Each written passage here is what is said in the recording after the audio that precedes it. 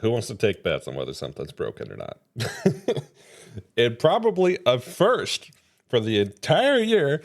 I think I have made it to the actual scene without having anything broken. Nope, just kidding. Just kidding. We're closing out the year how we've done the entire year. There's a single thing that's broken. And do you know what it is? It's really stupid. Are you ready? Are you ready? That's what was broken. It was the text on the screen, because of course it was. All right, let me throw up some music because I forgot. I know I've got a track record, don't I? OST. What better kind of music to put on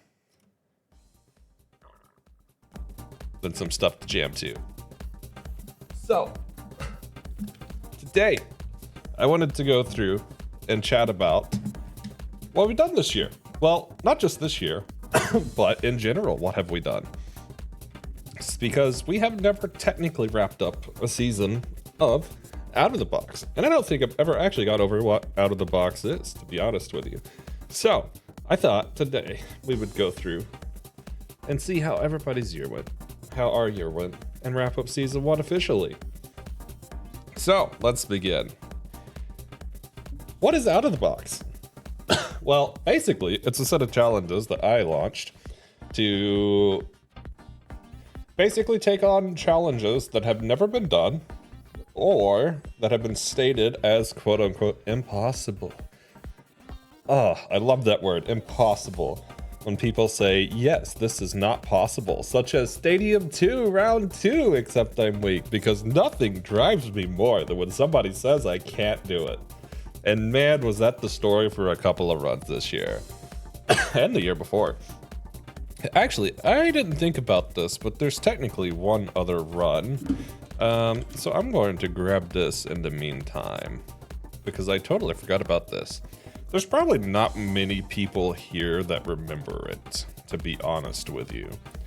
But once upon a time, I actually used to do competitive Pokemon content. And around that time, I launched one run, and I don't even remember if I edited this or not.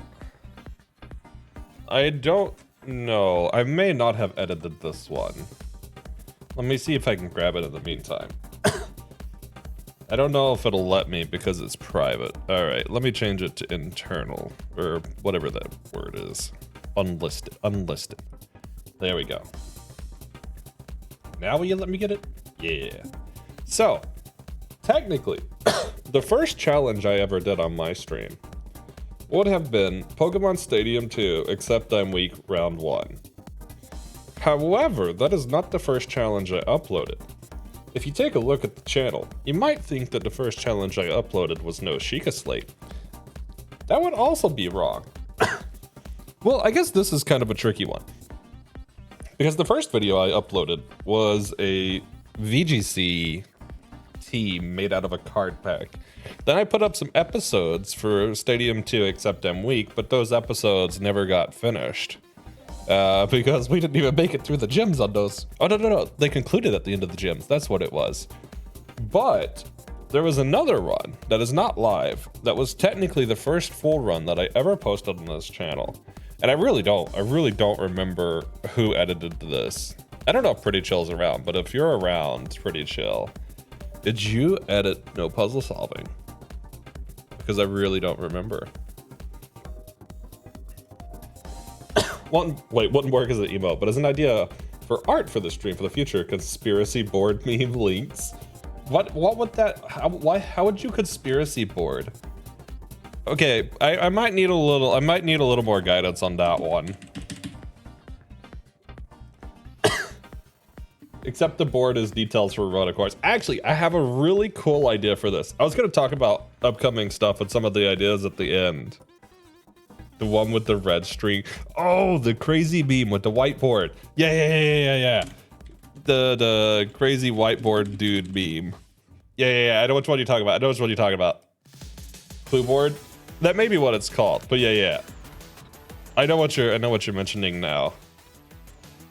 Here we go. So, To those of you that stuck around, is that what it's actually called? Okay. Okay, yes. I knew which one you were talking about. I didn't know this was the actual name of it. That's really interesting. Charlie freak out. That's what I've heard of that. I didn't actually know it was called conspiracy board but that makes sense. That makes sense. Nice. Actually, this is one that I have considered before. Charlie conspiracy. Yeah. I knew it by Charlie. Yeah, I have considered this though. I may do this. But I had a different idea for how to do run details. Although this is a good one. I might swap between this one and the other one. So yeah, thanks for the idea. That's a good one. The other idea I had was basically to have like a cardboard whiteboard, so I could draw all the run details on like a cardboard whiteboard. I figured if I had like, cause if you're like packing a box, right? If you're packing a box, you would take like a Sharpie or a marker and write on it. So I was thinking of doing that as how I do the run details. It is a cardboard board. Okay, technically, yeah. I guess it does work, technically. All right. The ones where you pin stuff to. Yeah, I was just thinking one that I could write on, but that's a good idea too. All right, I'm gonna flip a coin between those. Maybe I'll roll some dice. But if I roll dice, then it'll just be whichever one's set to 1. Let's be honest. So, where I was getting at. Here we go. If you guys did not know, there's actually one unlisted challenge run on my channel. And this challenge run is called Every Shrine in Breath of the Wild, but I can't puzzle solve. It's unlisted for some reason, but this was technically the first run that I ever completed and uploaded. So this was the first out-of-the-box video, so to speak, technically. And the reason that it's unlisted is because mostly I used moon jump, and where I didn't use moon jump, I almost entirely just used bomb launches, and that's kind of like 90% of the run. So I decided not to do that. I just decided to unlist it. But yeah, that's technically the first episode of Out of the Box. And honestly, it was a lot of fun. I had a lot of fun. We didn't really have many people here. And you can tell it's an old layout because I had the old model on it. Does anybody even remember the old model here? Actually, Rocky, I think you were in for just a minute when I was using this. This was a face rig model. And you know it's old because I used a speedrun counter on there, which, yeah, when's the last time you saw me use a speedrun counter? This run, exactly. Although there were some really cool things in here, like I did ollie clipping. This was a lot of fun. But yeah, I don't know. I just don't have it listed because I didn't really feel like it was a quality that I wanted up, I guess is the way to put it. I think you tuned in for a single stream, or you tuned in exactly after I swapped that model. But it was kind of funny because at the time, this is literally a default face rig model. I kid you not. There were no changes made to it. I literally loaded up face rig and just picked the model and ran with it. Looking back, I'm like, ugh. But yeah, so after that, we took on the first video, the first episode of Out of the Box, which was Every Shrine in Breath of the Wild without the Sheikah Slate. And this is kind of where Out of the Box got its footing, so to speak. Because, man, after no puzzle solving, I was just like, yeah, we'll just like breeze through this stuff. It'll be no problem whatsoever. I'll just do some challenge runs, look at some glitch boards and stuff. We'll just use some glitches. And yeah, I don't know if all of you have seen the video for it, but there were some pretty gnarly sections, especially towards the ending bit. I think I jumped right to it. Yeah, especially Hill of Rao, for example. This was actual pain. Like, looking at it in reverse, it doesn't look that bad. But man, did that ever suck. That was really bad. That took me like a whole stream to do, and it was a long stream too. Yeah, it was literally 100% pain. Wait, did I already ask us, this is your theme song, then? Hang on, let me pull this one up. What's this one? No, OBS, don't launch it right there. Launch it in my browser, please. What's this one?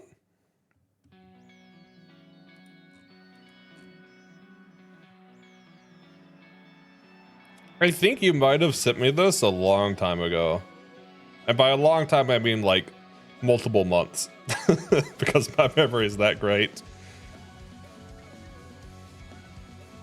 Suppose Axel technically glitches reality. Funny story you mentioned that. I'll get into it in a bit, but it's funny you mentioned that because technically that's my lore. I actually never said my Sona lore on stream before. So I think I will do that today too. I will do that after we review the episodes. But yeah, I've never actually said the Sona lore, but it is canon that glitch does glitch reality. Like, legitimately canon. So yeah. Technically episode 2, but in reality episode 1 was No Sheikah Slate. And this one was kind of special to me because this was the first run that really pushed me to think creatively. This was kind of like the introduction to getting into this sort of stuff. And man, it took me a lot of hours to figure things out. You are the distorter of reality after all. I didn't put it on there for nothing. I don't know if you noticed, but in your server, I specifically changed my tag to be that. But yeah, technically, distorter of reality is true.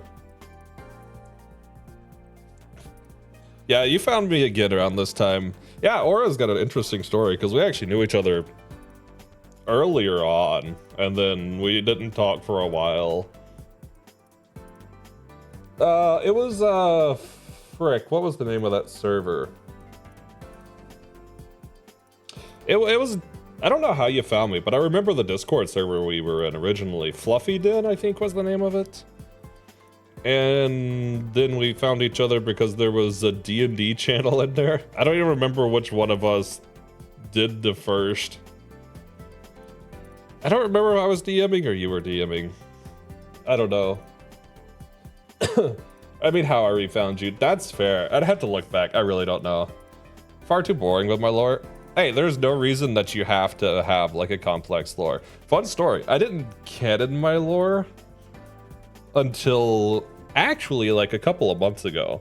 I kind of flip back and forth on my lore a lot, but I don't know, I wasn't being really picky on it, but I like what I've got now. But there's also nothing wrong with it being a quote-unquote simple or more boring lore. There's nothing wrong with it. I just didn't like it for various reasons. DM'd like 2 sessions. Someone else tried to take over. It didn't work out too well. So we're in a game with remaining players, a couple more friends. That's what it was. Yeah, because I got overwhelmed and I couldn't do it anymore. I had too much going on. I'd like to get back into DMing sometime though. I might do some one-shots or something one day on stream because I do kind of miss it. Although I miss playing too, because I haven't played in forever.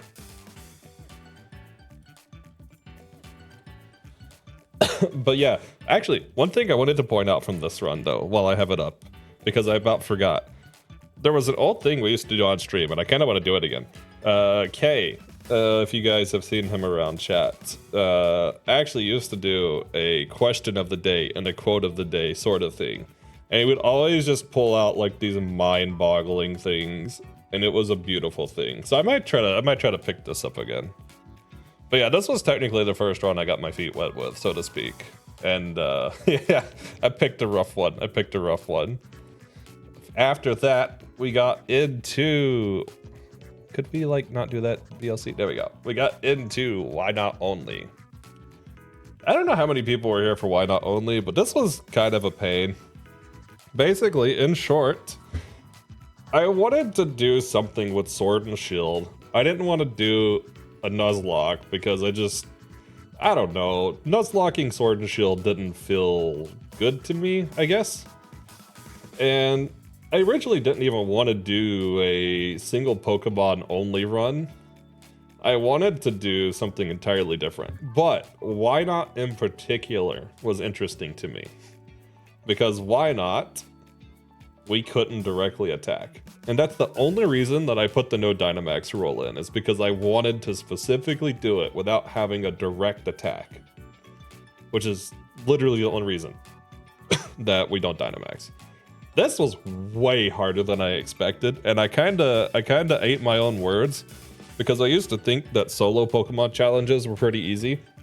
And yeah, I kinda ate my words after that. Spoiler, if you didn't know, the ending section is freaking brutal. Absolutely brutal. And Rocky Joy did admit, I remember the section you joined in on, actually. It was after Nessa. It was in, so we get through Nessa, yeah. Was it after Cobb? I think it was after this. It was on the bridge with Hop. No, it was before this. Maybe it was before Nessa. Yeah, it was this section. It was this section. The stupid Team Yell grunts. Because, oh my god, why did we have to have a freaking Zigzagoon Galar that only knew special moves, which Mirror Coat wouldn't work on, followed by another grunt that happened to have a Sable Eye? Talk about picking a great game for a why not only run. But yeah, you joined in. I think it was on this fight in particular, because I got stuck on this fight for so dang long. I bet if I scrub through a tad, you'll probably show in chat. It was around this section. Okay, maybe it was Nessa. I kind of want to say you had a message through there, though. But yeah. Now, this was a fun one. This was a fun one. Despite it being kind of potentially undoable, but we made it work. Legends Arceus. Technically episode 3 of the season. Actually, I'm not as fond of this run, if I'm being honest. This is one of my least favorite runs of season 1. Mostly because it didn't really force me to do much. Like, I guess it's kind of the nature of Legends Arceus, because we only really had poison. But I don't know, it just wasn't too engaging for me, I think.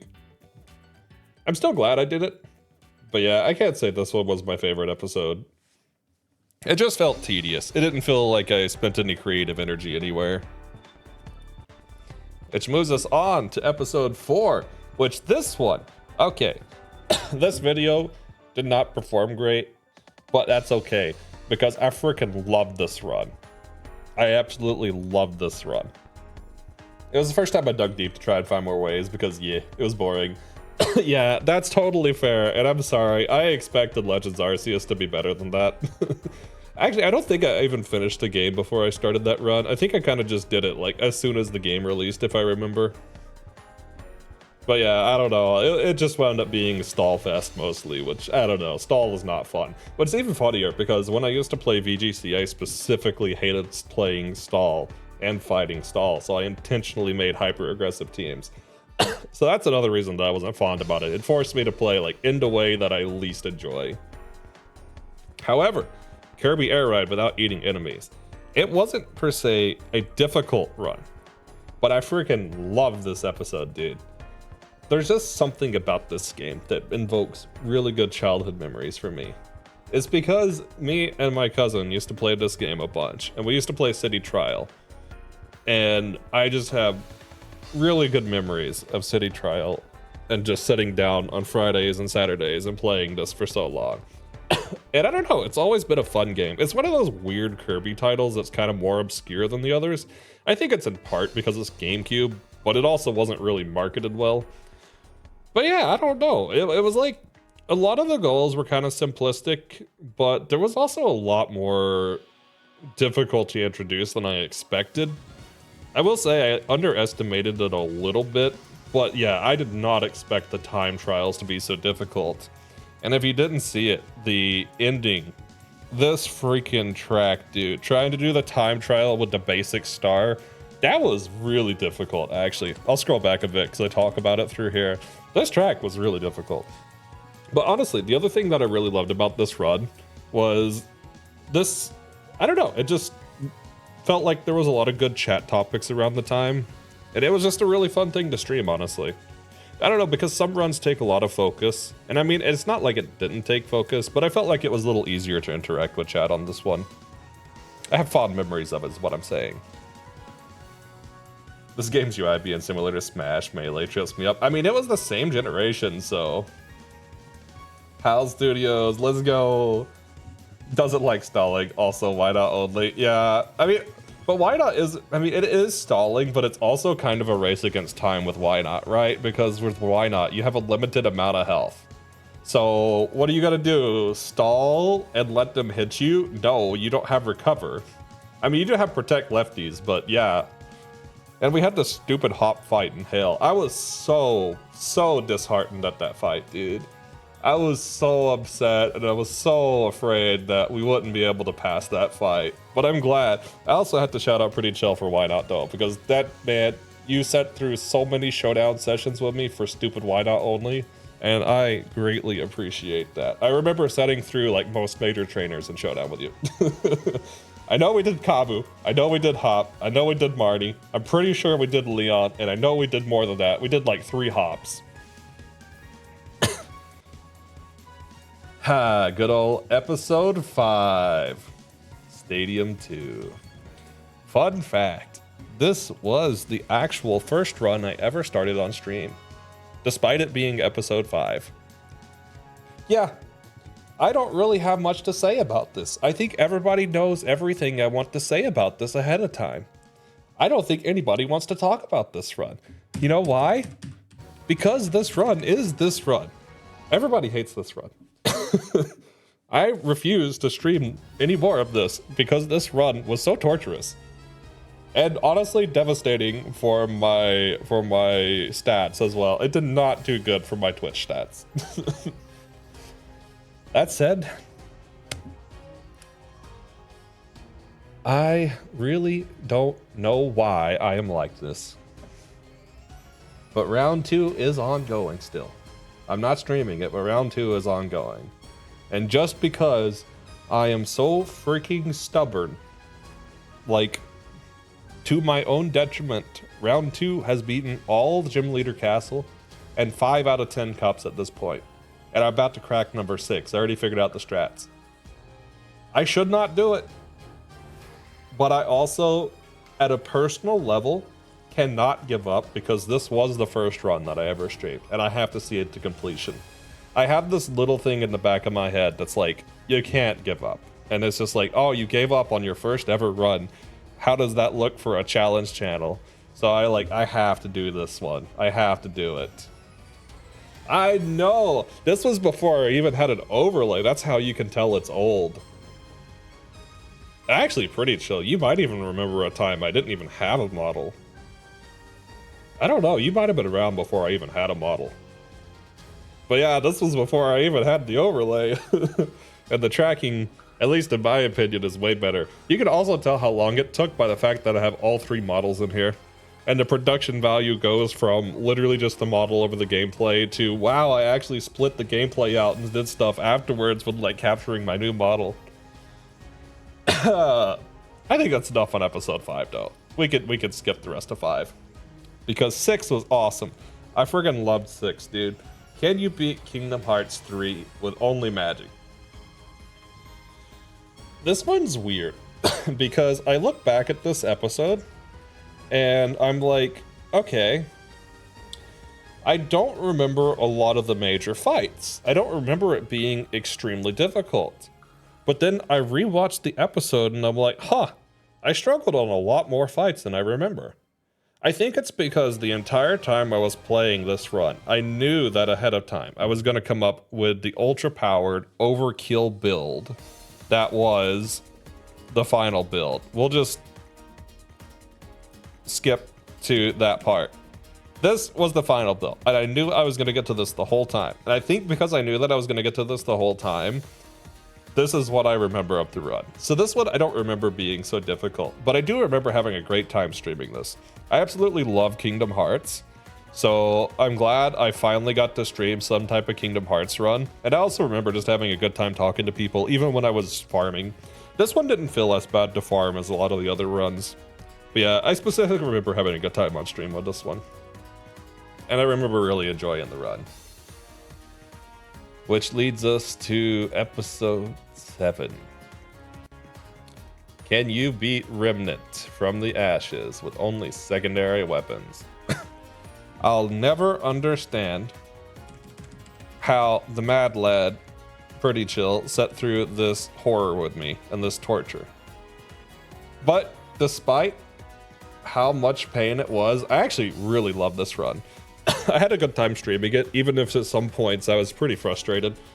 I have good memories of this one, and part of me is just proud of finishing it, to be honest. It's weird too, because typically I'm not huge on like sheer difficulty challenges, like just making something more difficult to be difficult, which doesn't sound like something I would say, because if you look at my runs, well, none of them are particularly easy except maybe Kirby Air Ride. Maybe. Well, I guess maybe Yu-Gi-Oh, but even then. I mean, that's fair, that's fair. What's interesting is I was never a huge Souls player until Remnant, and then Remnant really got me back into Souls-like stuff. I had played some before, but Remnant specifically drew me back in. But yeah, it was very unlike the rest of my stuff, because I didn't really just like taking on things to never do the or I never like taking on things just sheerly out of difficulty. I like the creative side generally. Still mad I never got to do the suggestion voice line. Actually, yep, I need to say sorry for that, and I need to make a clarification there, Rocky, because I realized that I sent you a message about it and asked you to record it. And then when I put the video out, that message wasn't there. And I checked my phone and it was like message failed to send. So I'm sorry. Legitimately, that's what happened. I thought I sent you a message asking if you could record the line. And then I didn't hear anything back. So I was like, that's okay. And it just never sent. It just never sent. No, we did credit Rocky though. I think you generated some TTS when you were editing this one. But I do want to shout out one part of this run. Actually, 2 parts. This boss, okay? This boss was like, holy heck. This was probably the first boss in this run where I wasn't sure if it was going to be possible with damage caps and not because of the enemies. I mean, I'm sure, like, yeah, if you just perfectly dodge roll every single thing across the entire fight, but from a logistical standpoint, this was the first, like, nightmare of the run. Don't get me wrong. The first boss was very difficult. Gore Fist is difficult, but it's a different type of difficult than this one. And then the second thing that we got to that we had a lot of issues was freaking Ixalis. And I actually super enjoyed setting through this right here, this stupid spreadsheet. You know how many times we changed this spreadsheet up? And there's so many stats on it. It took me forever to learn how to use this thing, but this is actually a spreadsheet published by the official Remnant Discord. I think the Remnant devs themselves put this one out to calculate your damage outputs. But yeah, shout out to them for this, because this was insanely helpful. But yeah, despite the difficulty, I actually really enjoyed running this. Episode 8, Limit Cut. Me, being me, thought I was just gonna stream this at first. Yeah, that did not work. This is the only run from a technical standpoint that I could not talk during the gameplay. At least on the majority of the bosses. Because, let me skip in a bit. Let me skip to like, there we go. This is good enough. Any of the bosses, like, there was just so much going around and trying to manage MP and everything and not waste elixirs. I legitimately could not talk over this while I was playing. Did I enjoy it? Yes, I actually did. I was always frustrated when I started a new boss because I would go to the strategy guides and they were like, easy, just block. And then I would dodge roll and it wouldn't work. So it took me quite some time to just make sure every individual boss was even doable. But doing it with only magic, I feel pretty proud of this one, and I did enjoy it. And if I had to redo it, I would redo this one. But let me just say, small spoiler, I'll be like 20 seconds if you don't know the ending of Limit Cut and you don't want it spoiled. This last one, holy cow. The actual difficulty behind this stupid boss. You do not understand how much I attempted this stupid boss and how much this boss, like, drove me towards insanity. This one sucked, but it felt really good to finally beat him. All right, Ep 9, Breath of the Wild without jumping or paragliding. Actually, this one was a bunch of fun.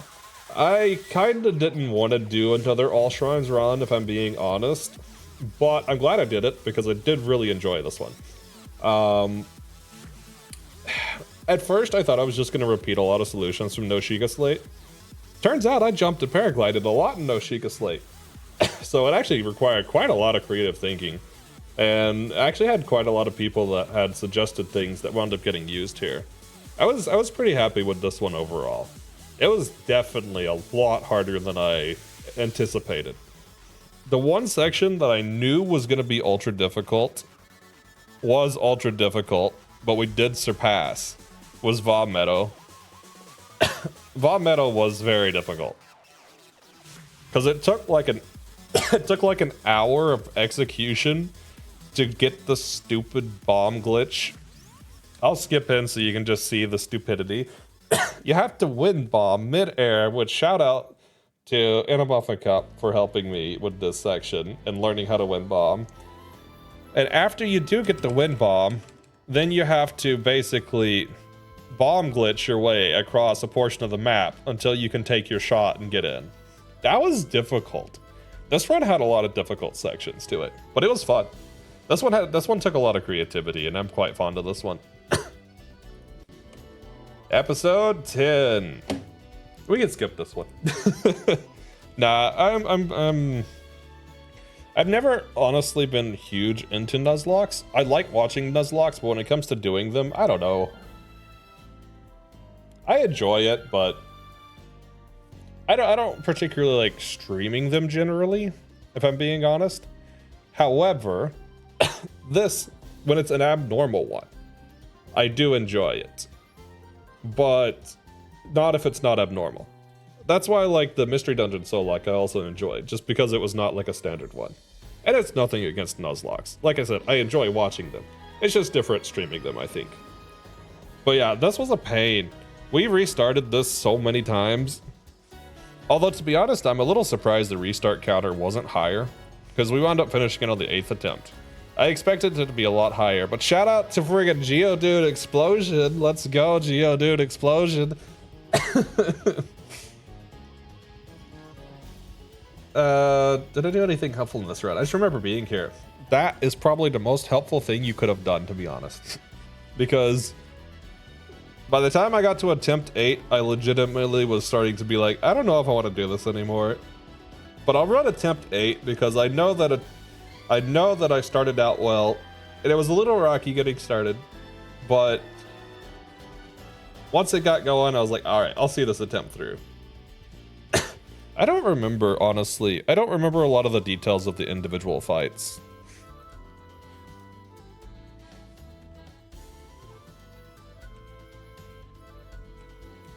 I think you probably did early on.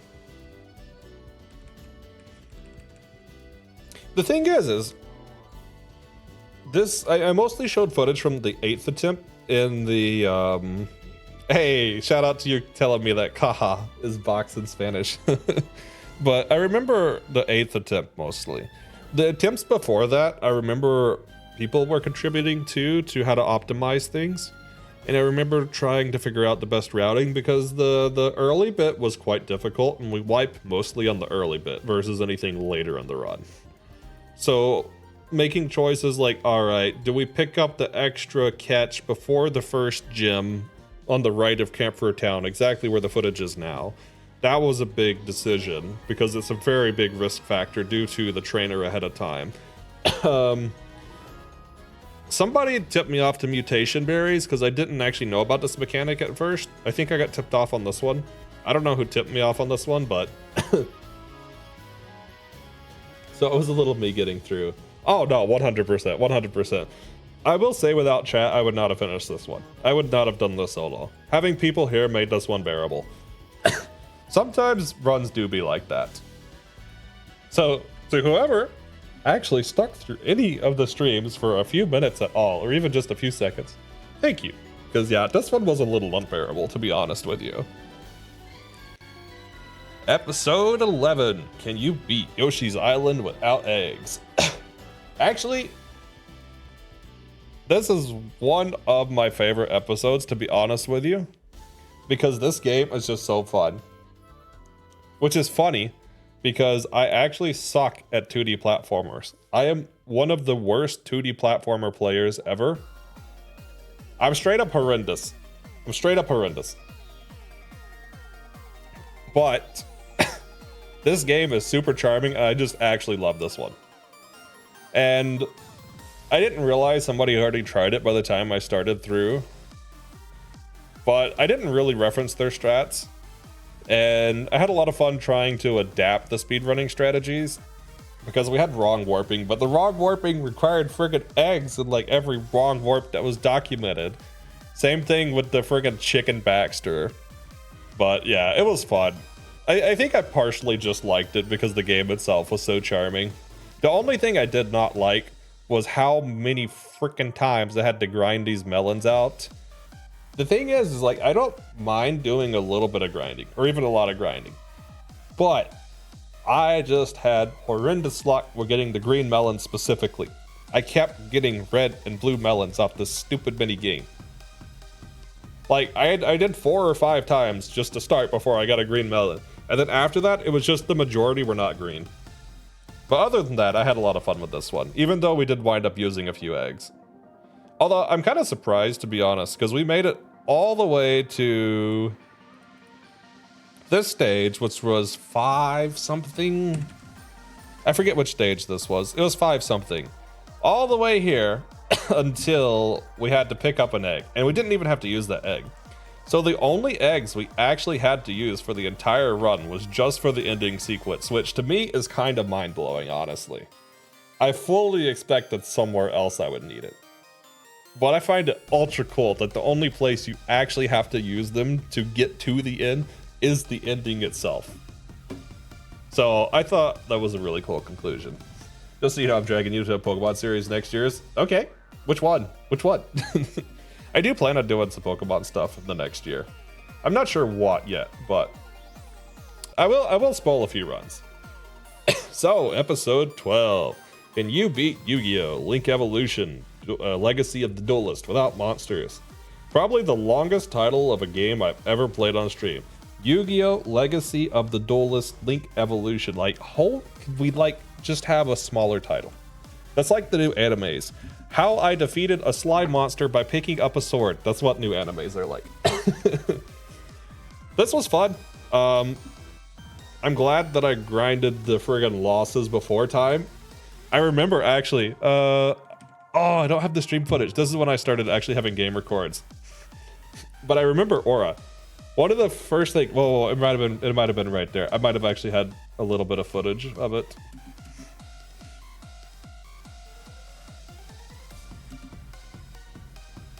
I don't have it in the video.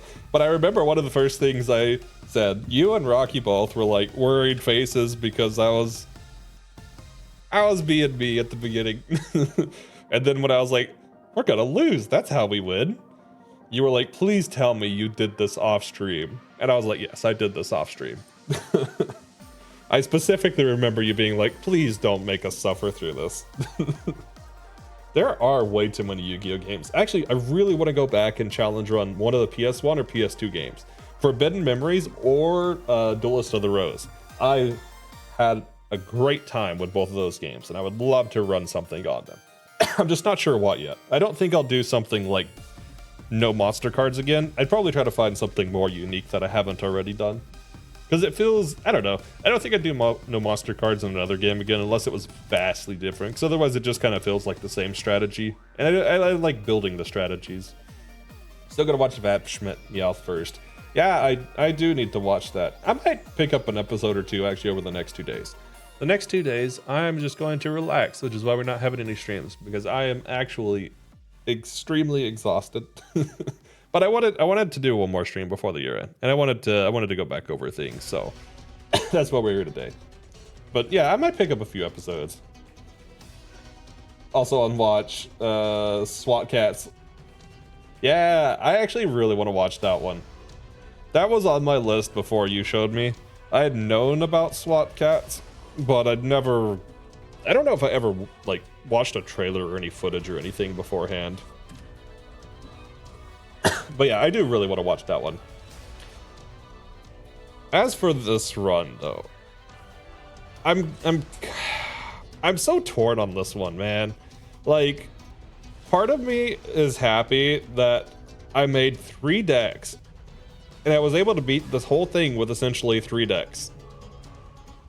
And if I had the last deck, I probably could have just beaten every single trainer or every single duelist the entire run with just that one deck. But at the same time, that's just not rewarding, right? I kind of wished I had been forced to deck build more. I know Aura was disappointed on this one because he sent me so many freaking cards. Which, thank you, by the way. I was actually all for that. I was just hoping I would hit a scenario where I needed to use them. But yeah, I guess it kind of attests to how some things like card games are, though, where some metas or some cards are just better than others. SWAT Cats is about a gay couple doing heroic stuff. That's my headcanon. I mean, that's my understanding of it, having never watched it. I mean, it sounds right. It looks cool. I do want to get into it. Episode 13. Can you beat every shrine in Tears of the Kingdom without abilities? I had to do it. We did know Sheikah Slate. There was no chance this wasn't happening. Not one chance this wasn't happening. This is not my headcanon personally. I used to have a massive crush on Jake. Oh, so they were single. I see. I gotta watch it though. I wished I had gotten in for the card, by the way, Rocky. I wished I got it in time, but I didn't. I think there were 98 when I first looked at it, but I wasn't at my PC. Or something like that. And then when I checked again, there was 100, and then you couldn't sign up anymore. But yeah, this run I semi-underestimated. I mostly underestimated the initial bit, the Great Sky Island. Because I'd been running around when I was playing. If I'm being honest, okay. I played the game some before I did this run. I didn't complete every shrine, but I played some.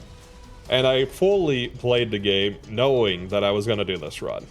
Every time I did a shrine, I was looking around. I was like, yeah, I'm gonna do this. I'm gonna do this run. So I kind of had that in my head before I even started the run. But I'd say the Great Sky Island was the only thing that I really underestimated. And that's not to say I didn't have issues with other bits of the run. I certainly did. But I expected them to be issues ahead of time. The Great Sky Island was the only one I didn't expect to be an issue up front that turned out to be an issue. And mostly because I thought I could use bomb shields and stuff in the Great Sky Island, and I didn't think it was going to be so hard to get around to the other shrines first.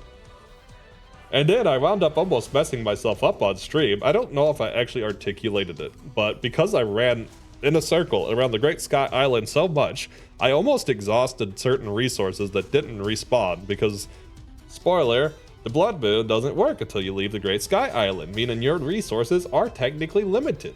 They're just quite high up there. But yeah, so I almost messed myself up and had to restart because I almost exhausted everything and needed stuff that I was almost out of.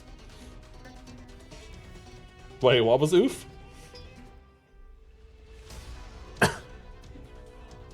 I missed it. What was oof? Oh, but I will say on this one though, there was quite a lot of people that helped out with various shrines on this one, and that was very much appreciated. Honestly, I do appreciate when people try to help out with things. Sometimes I have stuff planned ahead of time, and if I have something planned ahead of time, I tend to just not try the other strategies. But if what I have planned doesn't work, or I don't have it planned, then I greatly appreciate suggestions. I forgot, I have small brain. No, understandable. Hey, don't worry, my memory is as good as a rock. You know what that means, right? It means it doesn't exist. But yeah, the one thing that I'm really proud about with this run, and I was really happy about, is the infinite height glitch. We barely used it. We used it for, I think, 2 shrines in the Great Sky Island, to get into Korok Forest, and then to clip into a single shrine. And as far as I remember, that's the only cases we actually needed it. It's a little crazy, because you can almost do every single shrine in the game without even using glitches. And that was the part that really astounded me about this run, because I fully expected to need to find more glitches and figure out how to do stuff with non-intended mechanics, we'll say. So I'm particularly ecstatic about the fact that we barely use glitches at all. Which, don't get me wrong, I love glitches. My name is literally Glitch. But I don't know, there's just something about being able to do a run that, from first glance, sounds like something that, oh yeah, there's no way you're gonna do this without like completely messing up the game. But then being able to do it with barely messing up the game. And it was just little stuff like riding this rocket too. It also kind of attests to how they develop these games, because they do allow a lot of interactions. But yeah, I was particularly happy about that. Episode 14, can you beat Thymesia like a true plague doctor? Okay, I'm gonna be honest. I didn't play this game off stream. I didn't play this game before I streamed it. I literally launched it for the first time when I streamed it. I was looking for an excuse to play it, alright? Because I saw a single video on this game, which was, I think, a Zanny video. But yeah, I saw a single video on this game, and I liked the aesthetic of it, and it seemed like it flowed well. So I intentionally found a way to run it. I knew up front that statistic-wise, it was not good for me. I didn't care, because it looked fun. And actually, this was really fun. There were some difficult points, but man, from a sheer fun factor, this is very high up on the list. Wait, they finally released what? What'd they release? Oh, the new Mew and Mewtwo episode by chance? I'd been waiting on that one. I did watch it. It was pretty good. But now the next one needs to come out like immediately. But yeah, the one thing I will say about Thymesia though, I don't know if it's good or bad, but I will say that the hammer seems a little unbalanced. It might be intentional. It could be because I just got so used to using it that I didn't use anything else. But the hammer, yeah, seemed particularly OP. No, OSP. OSP? What's OSP? I'm lost. Oh, but as Souls games for you, always some busted option. That's fair. I mean, I guess I didn't expect to find anything that was kind of busted. That's why I was like, surprise Pikachu. What? This isn't going to be absolutely horrendous? If I remember, it even staggers Hang Queen. Oh, right. I don't think I wound up using it, did I? Yeah, I just used Scythe. But I think Hammer will actually stun Hang Queen, which is pretty interesting. Maybe I tested it in post or something, but I do remember, I'm pretty sure I remember seeing that. But yeah, because it doesn't seem like you should be able to stagger Hang Queen with it, or with anything for that matter. Oh, maybe it's because the sword staggered as well. But no, actually, this one was a bunch of fun. This is kind of a difficulty run in similarity to Remnant, but I guess in my mind, the difference is that In both cases, even though both this and Remnant are kind of difficulty runs, there's not pre-existing strats. To me, that's where the fun comes in. It's no pre-existing strats. OSP has journeyed to the West series, but they only make a part once each year. Overly sarcastic productions. Oh, I've heard of them. I just never heard it shortened. Also, this one section, bro, I'm so stupid. This is literally just me not reading instructions again, and it took me like 2 hours to get past that. The literal showcase of I can't read, and I have no attention span. I'll have to check it out though. Do you mind sending me the link? I'll just search them up later. I'm just gonna write it down so I read it. Boop, copy, paste, send to myself, and I will check it out later. There we go. Episode 15. Can you beat Tears of the Kingdom every dungeon without abilities? This was an interesting one. It's actually a lot easier in a lot of senses than I predicted. I fully expected the Wind Temple. Okay, there were 2 sections of the Wind Temple. Actually, funny story. I didn't expect this part to be difficult. And I mean, the solution wasn't, but I fully expected to be able to get these doors open. That was kind of a surprise Pikachu moment. But the two things was this gear. I was kind of dumbfounded that Octo Balloons worked. I did not expect them to, and I didn't have a plan for this. I went into this not having a plan, which is a little strange because this type of run, I generally have a plan. And then the other one was the other gear. I didn't expect Octo Balloons to work here either. So those were both very surprise Pikachu moments. But in some sense, it also made it a lot easier. Lightning Temple was way easier than I expected. And it was difficult, don't get me wrong. But I expected to be hard stopped of, hey, I can't like make this work and I need to figure out a glitch. Fire Temple was a pushover. I didn't really think about this one ahead of time, but yeah, this was a pushover. However, despite those 3 being way easier than I expected, the last 2, holy cow, these caused so much pain. I didn't particularly like taking the Water Slab and Spirit Temple offline, but I really wanted to get this out before somebody else did it. And I knew these were going to take a while. And in hindsight, I'm glad I took them offline because the amount of time I spent on the stupid Water Slab alone, I don't think people would have wanted to watch. Like, no joke, I had like 10 plus hours of recording on Water Slab, just the Water Slab. And then I had like 10 plus hours of recording on pretty much all of the limbs for the Spirit Temple. So I'm kind of glad I took them offline. Because yeah, I don't think people would have enjoyed, to be honest with you. But it was fun though, it was fun. And I'm glad I did get it. I am upset that we had to use the skill, but as far as I know, there's still no legitimate way past the skill. Would have been fine with it. So here's the thing though, here's the thing. Being fine with it and being enjoyable are 2 different things. What I want to do, and it doesn't always happen, but it's the goal. What I want to do is to bring stuff on stream that is fun, both for me and for you guys. If it is just grinding or retrying, I don't actually like streaming those sections that much. It just doesn't feel as entertaining, and I don't like streaming stuff that I don't feel as entertaining. I mean, in those cases, I always try to fill best I can, but still, the moral of the story is I prefer to stream the fun bits. But I also am conflicted because I hate not streaming all of the run, because then it's like you're there for 90% of it, right? And if you're there for my 90%, you might as well be for 100%. And I know people do watch the VODs too sometimes, depending on the run.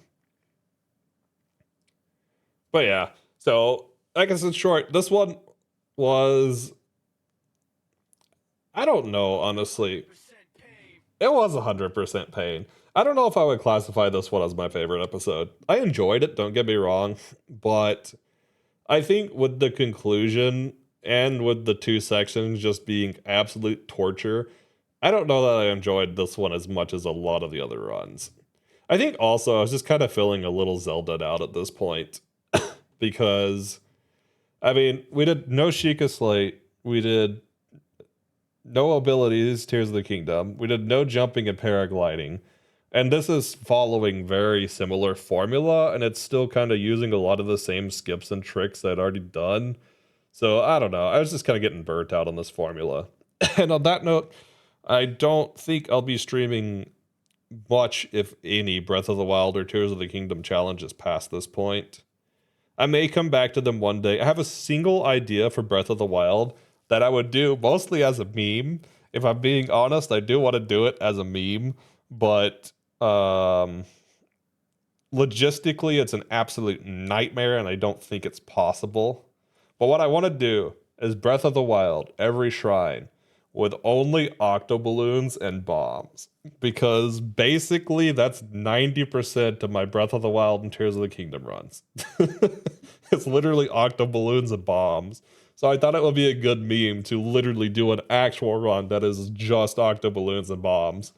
But yeah, the logistics behind that are kind of a nightmare. So I don't know if I'll actually wind up doing it or not.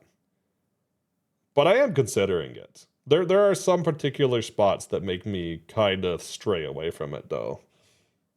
I mean, I find the grinding to be fine, as long as we can make some chit-chat. Yeah, grinding is a bit easier than just, like, retrying a boss. That's the thing, with, like, Spirit Temple, it's less grindy. Like, getting Octoballoons is grindy.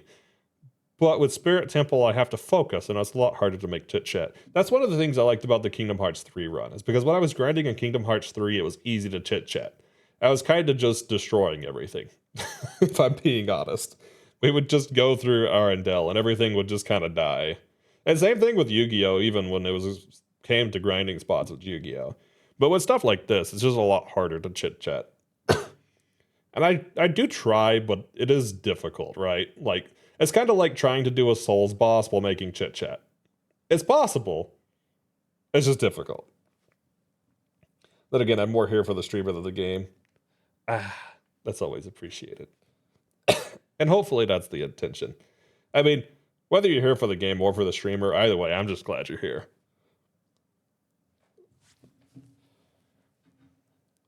But again, it's always appreciated. I guess I'll let this play in the background, though, because this is not one that you can publicly... YouTube, yes, I'm watching. Why did you stop me? Of course I'm still watching. Also, VJ, hey there. How are you? Since this hasn't technically been a thing that's been live forever, then I'll let this play in the background. Wait, I didn't realize you stream, VJ. Do you stream?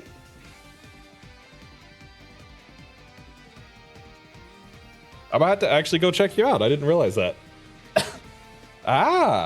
Okay. Well, heck, in that case, not just me. If anybody else could check him out too, I'd appreciate that.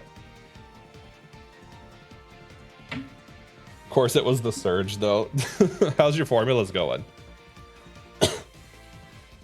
Actually, now that I'm thinking about this, this is the 5th Breath of the Wild / Tears of the Kingdom run that I did. That's probably also why I'm feeling kind of burnt out on this series. Not Zelda, but this formula.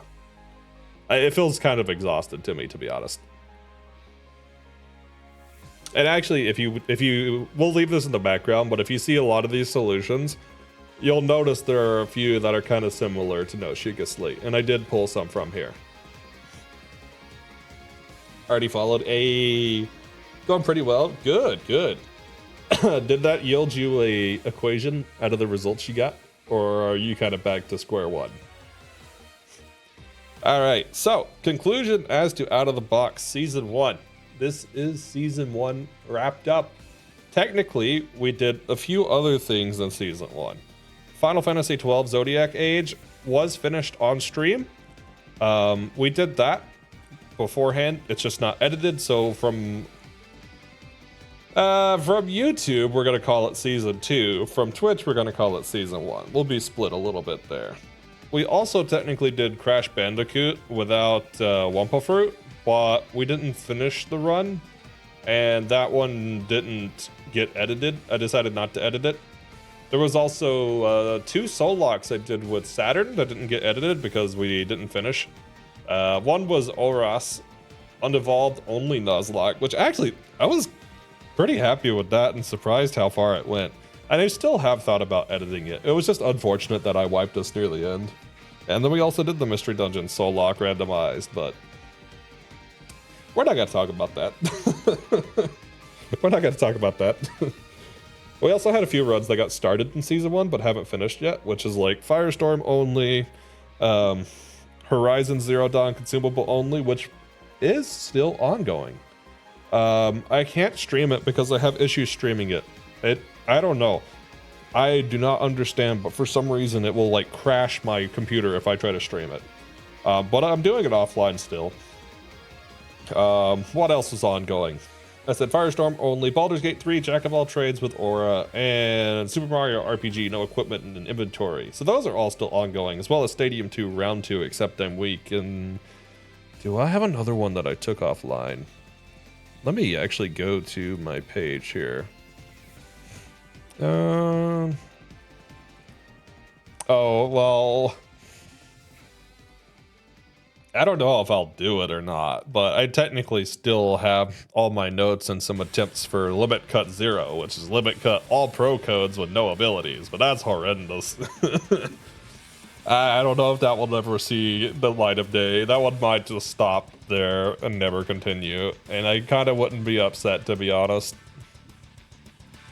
I probably wouldn't be upset. I found at least a pattern with those numbers, but I haven't quite gotten the formula yet. Also found a pattern with the armor. Collected more data. Hey, if there's a pattern though, that means you can probably find a formula, which is good, because that'll save you a lot of time. Hopefully you're able to find it soon though, without having to do another New Game Plus, preferably. But yeah, so Season 1 is officially wrapped up. And I want to say thank you to everybody that tuned in for Season 1. So, with Season 1 over, what's next? Well, I will spoiler some of it. I won't spoiler all of it. I'll say that Remnant 2 is going to get more runs. However, I'm going to do them offline. The main reason for that is I have other things I want to stream. I'm still stuck in Mario RPG. You wouldn't be upset, but also you are very stubborn. I mean, that's fair. That's fair. I mean, I'm technically a Tauros. Oh. Now, I'm naturally, like, ultra stubborn. I don't know. I've always been that way. Man, I love Mario RPG so much. I have a weak spot for that game. Oh, I forgot one other thing we started to do, and I kind of just burned out on it, was Paper Mario 1000-Year Door with partners only. I don't know. I just wasn't enjoying it, but it seemed very possible. Maybe I'll revisit it one day. Basically just trying to get a really nice large number on an armor defense value, which just means go to New Game++. So you're going to have to New Game again. That's a little unfortunate. I imagine you've gotten kind of quick at New Game Plus, though. Like, you should trust me. You should trust me. Oh, yeah, the Elden Ring run. Oh, man. Okay. Yeah, we can talk about that. So, Elden Ring. Peasant challenge. Basically, a lot of restrictions because we're a peasant and we can't do things like roll.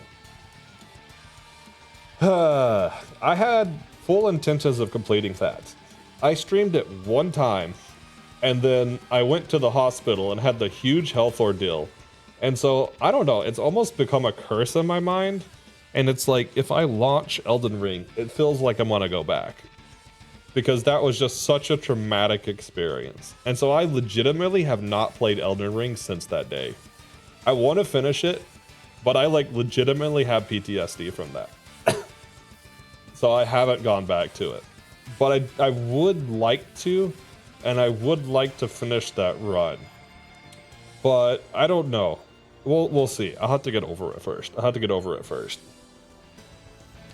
Oh yeah, Surprise 23 and Unite. That's for the Miascarada. No, that's for the free license, right? I think I did redeem the free license, because I wanted the free license particularly. I studied the implants really hard last night, and now I know how to get effortless blocking and dodging. Hey! Nice! But yeah, that run did not end because of difficulty or anything. It only ended because of the health event. Let's do Elden Ring co-op mod. Actually, that would be a bunch of fun. Can you play it on the Ally? If you can play it on the Ally, legitimately, we might make that a Sunday stream. I don't think I'll return to that run, if that's the case. I'll just scrap that file. And then if I do a run, it'll be something totally different. Oh, fun story about the background footage. That launch, that stupid Bob launch took me so many hours to get. It wasn't funny. That one was, for a bomb launch, actually insanely difficult. All right. Well, if you are down then, why not? I would love to actually finish it, to be honest with you, because I have not played through it, and I do want to. I did really want to see it. Even my mate played through it, but I just never completed it after that. But it's been on my list of I want to go back and do it. All right, so season 2. What's in season 2? So Remnant 2, we'll get 3 runs. I'm gonna give you one spoiler to one of them, and then the other one I'm going to not spoiler, but I want to hint at. They're gonna be offline because I just want to stream other stuff and I have limited time. So the only reason is to prefer other things on stream. But one of them is going to be a skill only run from a particular class. We're not firing bullets, we're not flopping, we're not slashing, we're not using grenades or anything like that. We're only going to use a single class skill.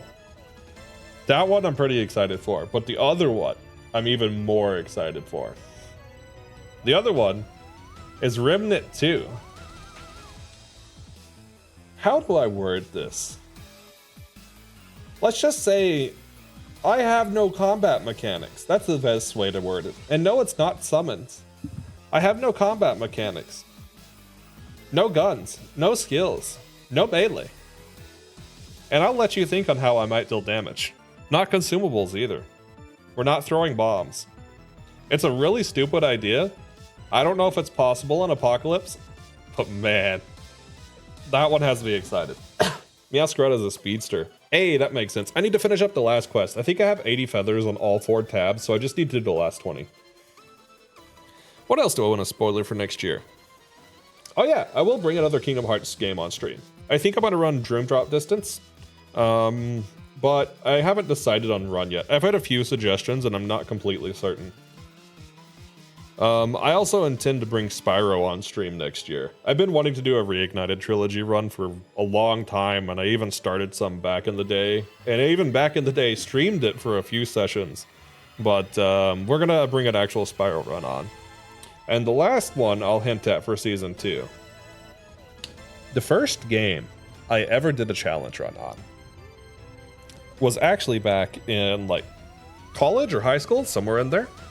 And the first challenge run I ever did was actually on Dragon's Dogma, which was to go to the Dark Arisen DLC at level 1 and beat the ultra high level DLC starting at level 1.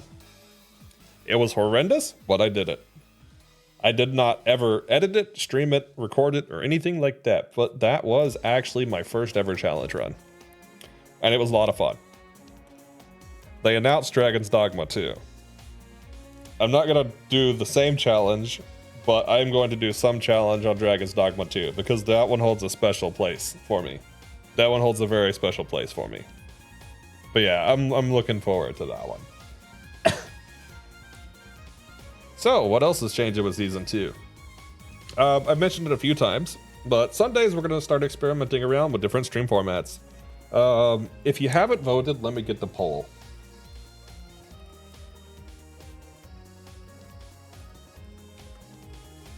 I should have had that one ready. If you've not voted, I'd appreciate if you do.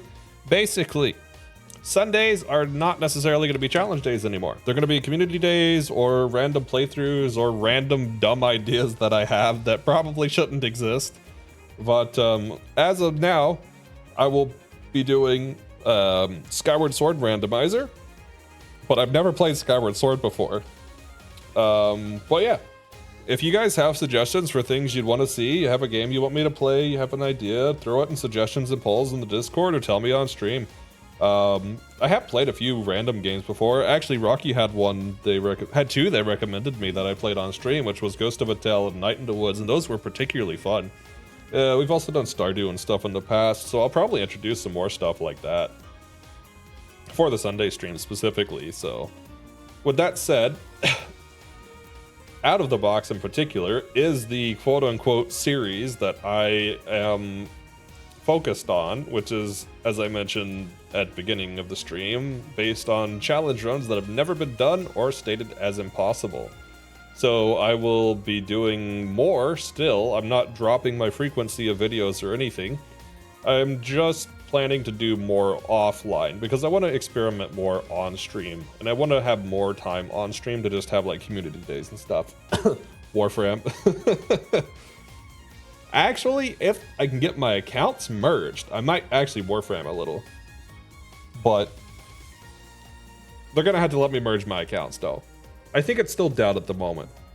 But that's one thing that really bothered me, is I had like 2,000 hours on my PlayStation account, then I had like multiple thousands of hours on my PC account, and they were just completely separate. So when they open up the fuse again, I'm getting on top of that, because I got into both of my accounts again finally. And I am actually hyped to have both of my junk in one account for once. Wait, what did last update do? Did they actually make something that pulled old players back in? That would be nice. But yeah, made me stop rooting for Wally. What? Okay. Okay. Interesting.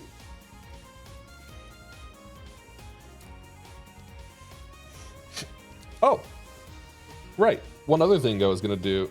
Well, I just had to put in between a gay couple. I see. Oh, I forgot about this. Hold on, let me go back in the footage. This was such a cool thing. I don't remember how this trick came about, but I was really proud of this at the time, and this was super fun. I would do this again just for the heck of it. I don't know why, but this is such a fun little skip. It's so cool, dude. I don't know. It just feels good. Like, you shield jump off a Cryonis block, drop your shield, drop a bomb, and then the explosion pushes you over the wall. I don't know why, I freaking love this skip so much. That was one of the things in No Puzzle Solving that I particularly love. I know this video isn't public anymore, but I do kind of want to clip that one and make that part public. It's not even an impressive factor, it's just fun. It's purely fun. Honestly, I don't try to go for impressive factors or anything with these. I just go for the fun factor.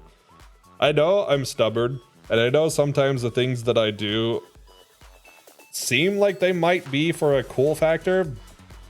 To me, it's just a fun factor, honestly. But yeah, I was gonna say, I never actually have said my canon lore on stream. So, the lore of Glitch. Fun fact, Glitch is not my only Sona. I actually have 6.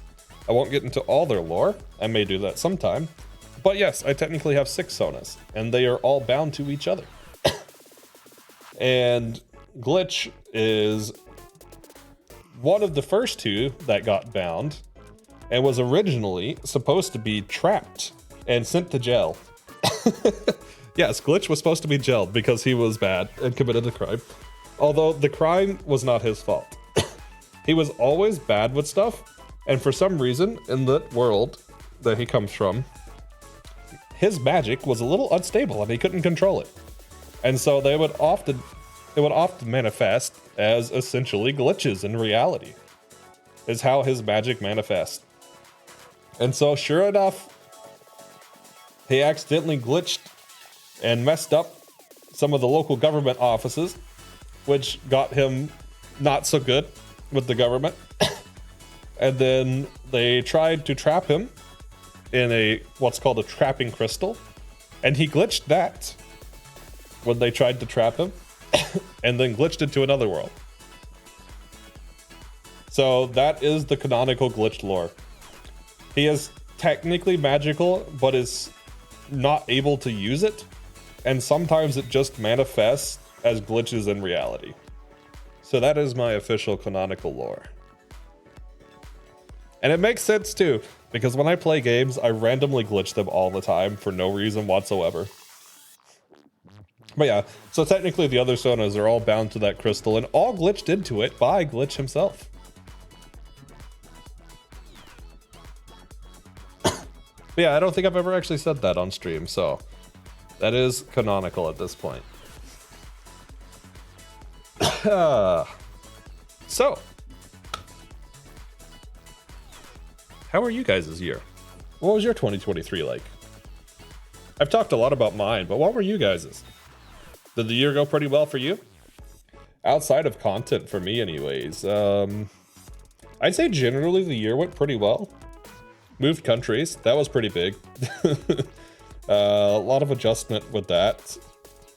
A lot of life changes between now and then. It's been kind of crazy from my end. There's been a lot of decision changes and things. Garbage, but it's almost over. That's fair. That's fair. Hey, here's to a better 2024, right? Remember, if this year wasn't yours, the next one certainly can be. Yeah, I know a little bit on your side, but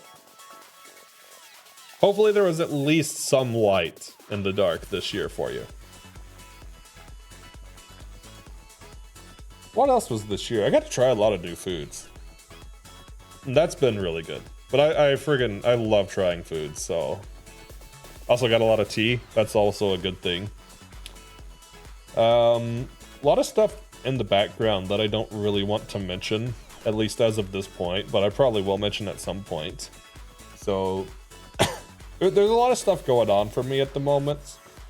And they will, quote unquote, get out of the box. I'm sorry, that was terrible. Yeah, I'd say generally it was a positive year for me.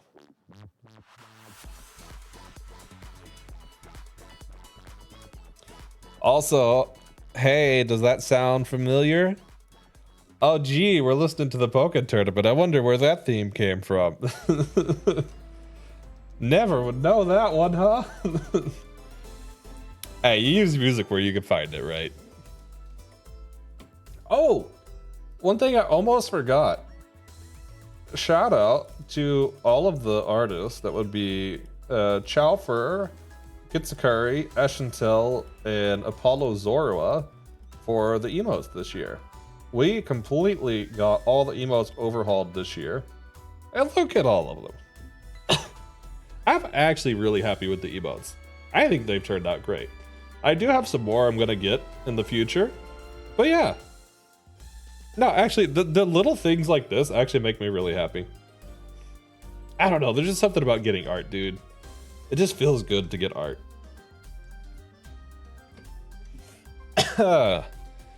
So, one other thing I wanted to go over. Let me actually pause this in the background. Streamer recap. Thank you for all the support this year. I don't remember if I posted this publicly or not, but you may see the stats if you like stats. And honestly, they say I got top 10 in Tears of the Kingdom, Final Fantasy 12, and Pokemon X.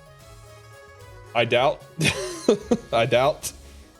But if true, that's kind of cool. And that was very unexpected. But cool. So yeah. Also, to all the new followers and to all the subs and to all the hours watched and chatters, thank you. Honestly, that's why I stream, is so you guys, or is for you guys. So I appreciate it when you are here, even if you're not chatting, but I also appreciate the chat because it is nice. I got like 20 petals for each Meowscarada. Oof. Oof. Okay, one one section may be kind of rough. How long do you have left to get Meowscarada? Because one of them's login challenge. Actually, I don't know how it works now that they're all unlocked.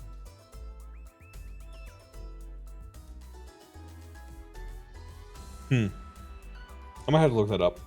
Also, I forgot how much I clipped in this run. I didn't realize I clipped this much. No wonder why the shrine doors were a little easier.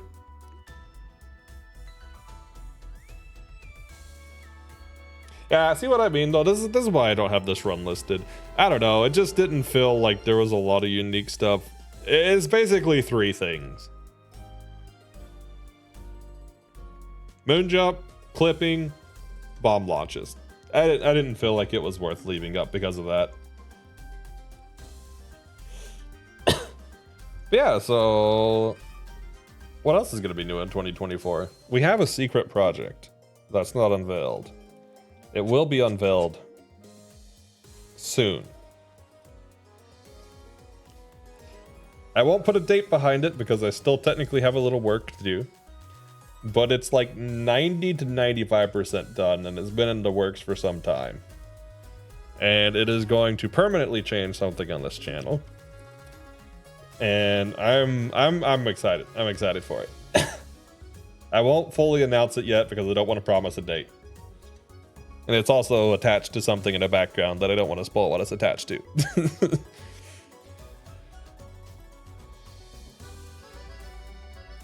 Do I have any other runs that I want to spoil?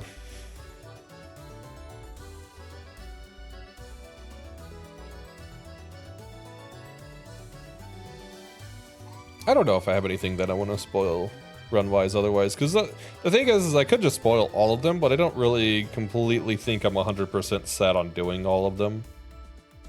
Oh, I will have some downtime this year, though. I am making it a point to get LASIK surgery. Because my eyes are horrendous and it is really frustrating with how I have to deal with contacts and glasses. So I will finally be getting LASIK, or at least I'm hoping to. I'm swapping, or going to try to swap insurance plans, and it should mean that it'll cover LASIK. So I will probably be down for a week or 2 this year when I get LASIK. And then again, I might not be. There are some new types of LASIK that has very little downtime, so I may be right back to it. But as of now, I'm thinking I'll be down 1 to 2 weeks when I get LASIK this year. But I'll be happy. I've wanted LASIK for a long time. It's always just been kind of unaffordable. Yeah, I've been quite excited about that. I guess a small health update for those that have been following the health situation. No issues now. As far as I can tell, I am back to normal. There are quote-unquote risks, but as far as I've been able to tell, and as much info as I can get, I don't really have to actively worry about anything now. So that's been a huge improvement. Especially if you were following the situation. I mean, I still technically worry a little bit.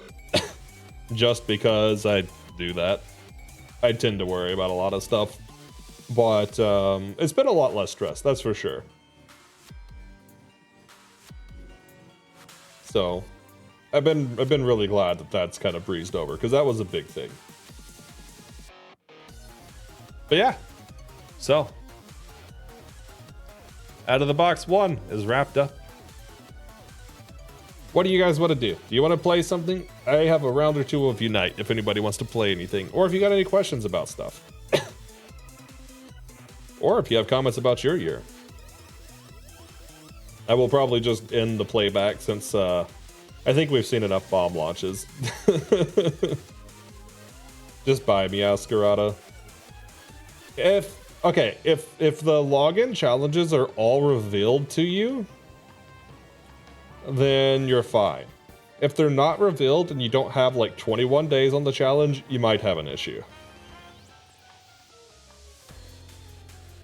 Because there were multiple like login for 5 or 7 day kind of challenges in there. I think I might have missed a few, so I'm not even sure I can get all the crystals, but well, all the feathers, but I'm hoping I can. Oh, this shrine was a pain in every single run that I've done. That one sucked every time. This one also sucked in pretty much every run.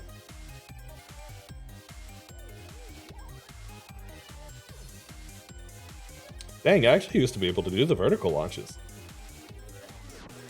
I don't remember being able to do the vertical launches. Wow, I really don't remember this run well at all. Why did I launch? What was I? Oh.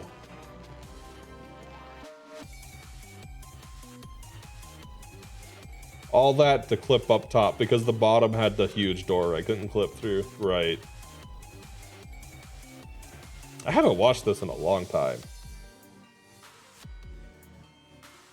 Well, there's your out-of-the-box lore that most people don't know. Oh. So, fun fact. You can technically share it and delete it immediately, which is what I did.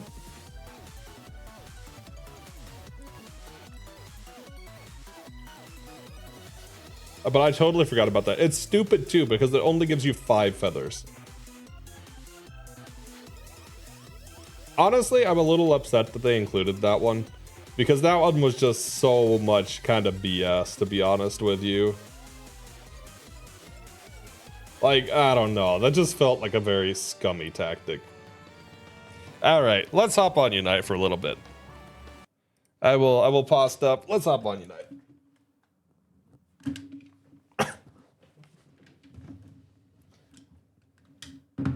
But, again, last thing before we do. To everybody who tuned in for any part of Season 1, I appreciate you, and I thank you for taking the moments out of your day to tune in. It really does mean a lot, and it is very appreciated. And I hope you have enjoyed Season 1, and are looking forward to Season 2, where we're going to get into more shenanigans. And I do intend to pull a Zelda game in. It is not Breath of the Wild, it is not Tears of the Kingdom, and it is something I've had going on for a while. I do intend to pull it in. It's really dumb. It's really dumb. It's really, really dumb.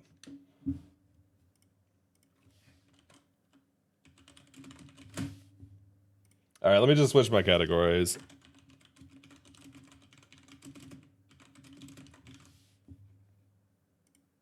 Oh, actually, I need to win a few more in the winter event. There we go. Category should be changed.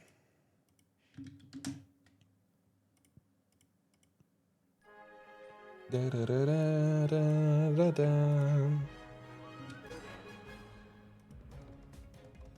There we go. Ah, not the cute. Also, I'm gonna have to make stuff unmute certain channels because I didn't realize the bot was muted earlier when you redeemed Pame. I'm sorry. Also, it's kind of funny we haven't talked about Pame in a long time. Because I'm sure if somebody goes into the rewards and sees Pame and not Pain, they're probably like, what?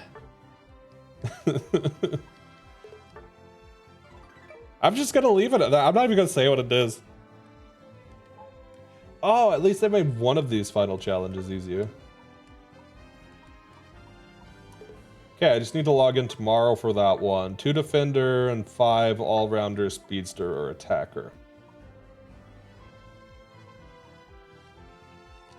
Okay, that's easy enough.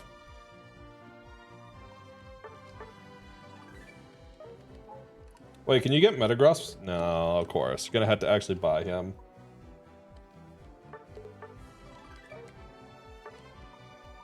Alright, let me collect this, then I'll lobby up while I collect everything else. Nobody expects the Spanish Inquisition. Honestly, that's one of my favorite memes. I love that one, and I love the, I'm something of a scientist myself. Those two in particular I love. Oh yeah, I was doing Panic Parade. I forgot about that. Okay, but I need some snowball battle and Shiver lobby wins, so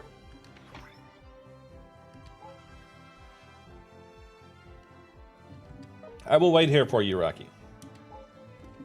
And for anybody that wants to join in, you may join in on lobby ID 752192124. I believe I typed it right. And we'll give some time for everybody to load in. Are they still giving out the thing? No, they're not giving out the thing. So I don't really have a lot of reason to continue on this one.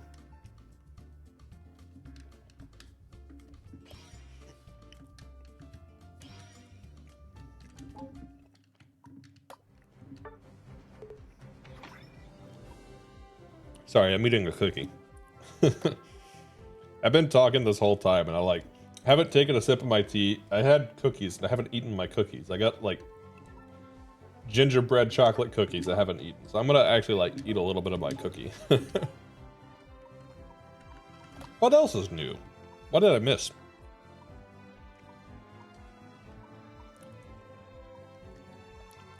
Huh? What? What is this? What? Where is the new? What am I missing? Question mark?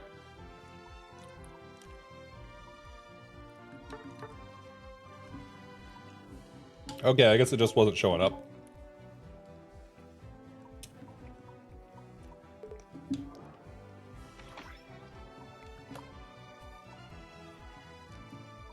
Oh yeah, I finally got all my held items to 20. So everything is at least 20 now for me. This took way too long and way too many tickets. Oh yeah, I understand 20 to 30 taking a lot, but holy cow, just getting to 20 takes so many tickets.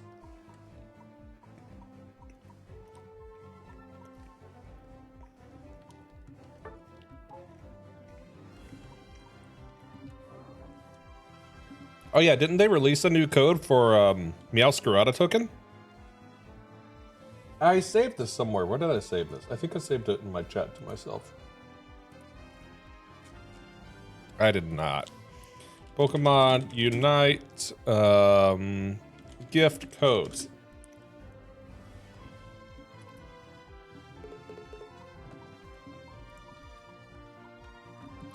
So under events,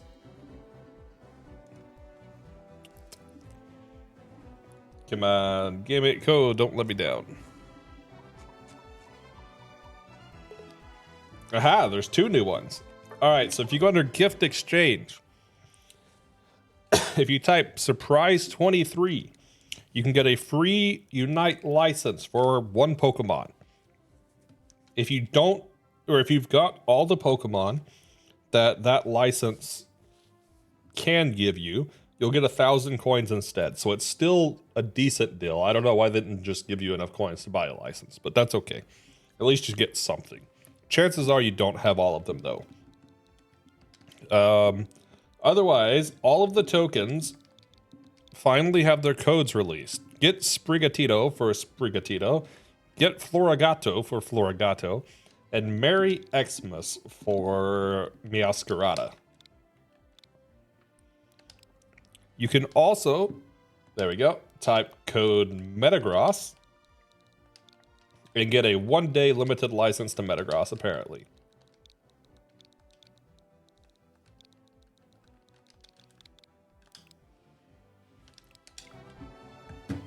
You know what? We'll just, I'll just throw these in the Discord.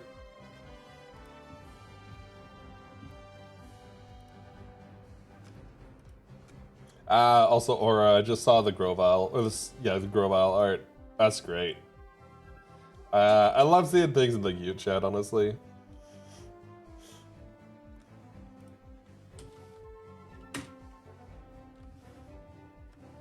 There we go. There's Unite codes. In case anybody needs them.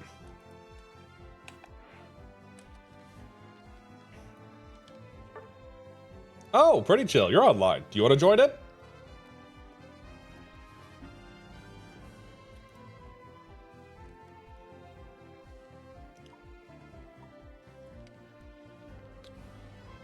Also, if anybody wants to hop into VC, I will be in VC in the Discord.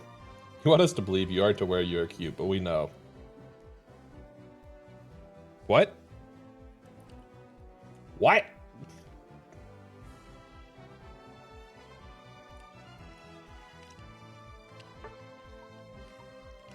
Oh, dude. I don't see this because the icon is in such a bad place, honestly.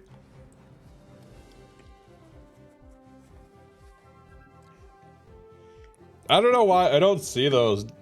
They just like don't register for me.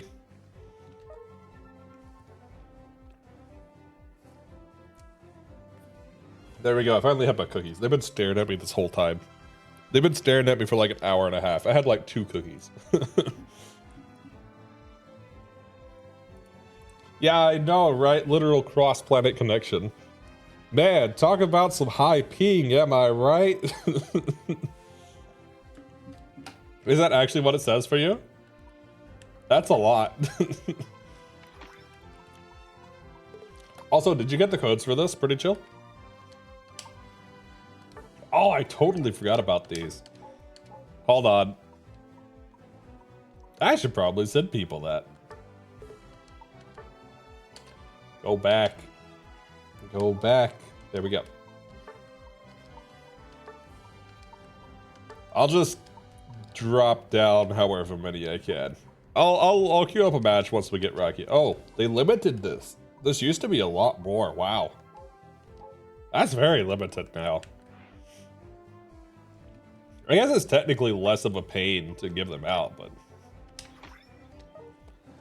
Alright, there you go, Rocky.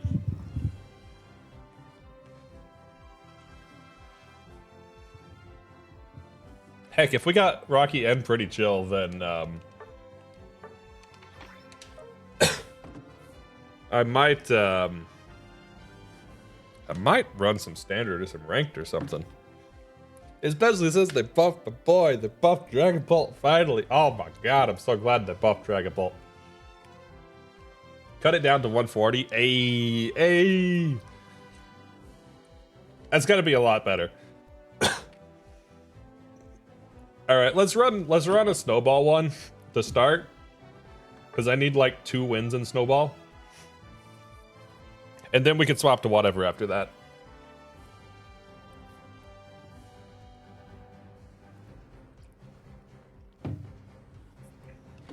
I've also figured out that people in snowball match do not know how to prevent choice items.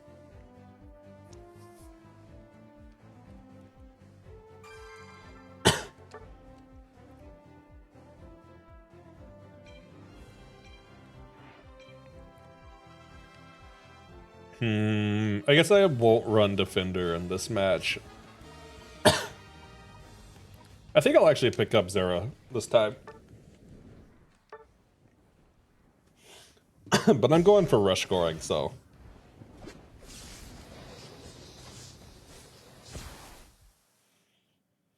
Hey, big old Mewtwo. I kinda want to get Mewtwo sometime. I don't know, we'll see. I probably will at some point. Oh, well, we just stacked now. Actually, I don't know. I have heard Metagross is kind of eh. I haven't seen any gameplay in Metagross, but yeah. I know Reddit has been on and on about him just being eh. But, I don't know. The post that I see on there about Unite is like, oh, X is a terrible Pokemon. Then, like, the win rate is way up. I've seen some weird takes on there, too.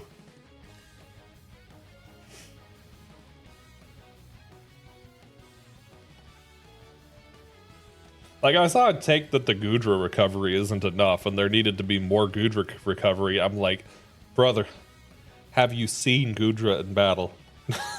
Have you seen Goodra in battle?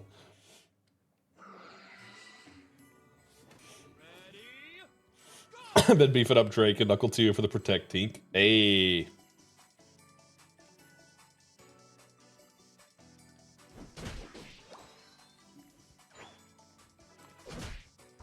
There you go. You can have the XP after this.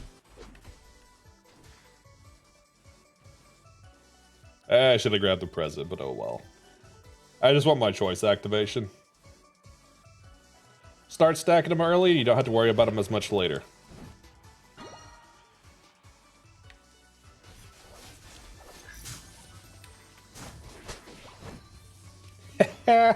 Get stolen from. Actually, that was a better steal than I thought it was gonna be.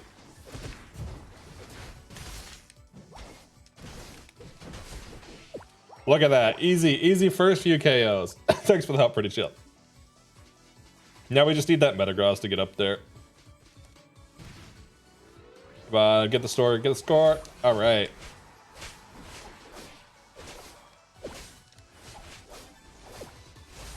Oh, I was trying to get my 1 point. If I got my 1 point in there sooner, it would have worked out. Okay, that Metagross needs to back away, though. That is not a good spot for him to be.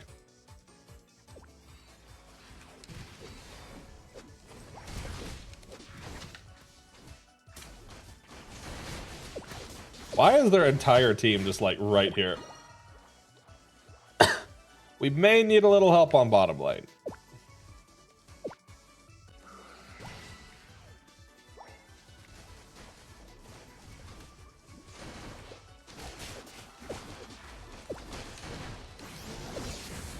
Mad. Oh my god, I caught the Delibird with Wild Charge. Of course I caught the Delibird.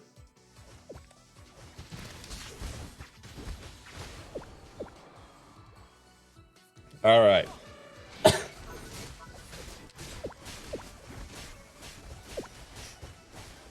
Has anybody run Meowscarada yet? I'm kind of curious how Meowscarada is. I haven't really heard much on whether it's busted or not busted.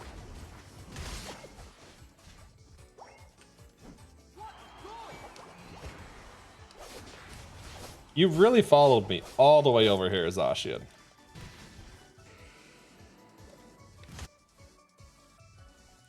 Sucker.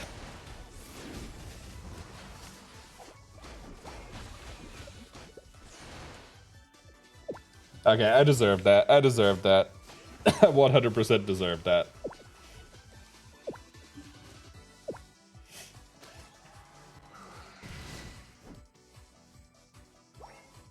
Okay, we have let this Meowscarada get way out of hand.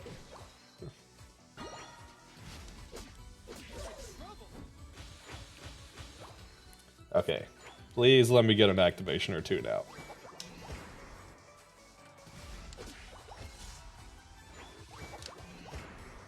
Why did the Talon just back off? They definitely should have interrupted there.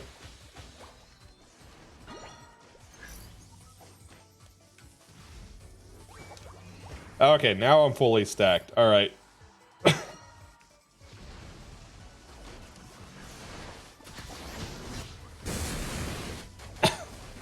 I was entirely just trying to save myself, but maybe somebody could pick up KO or two. No.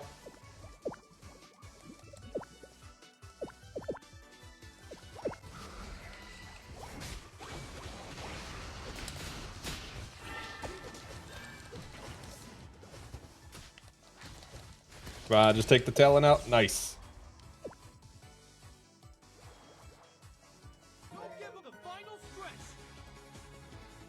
Okay, let's assist at the goal. Hopefully we can press some goals here. Okay, that was a bad move. Metagross, why are you idling? Metagross, help out! Oh my god, he's just idling. That's why we're getting wrecked. Okay. That's also why I haven't really seen him around the battlefield. That makes sense.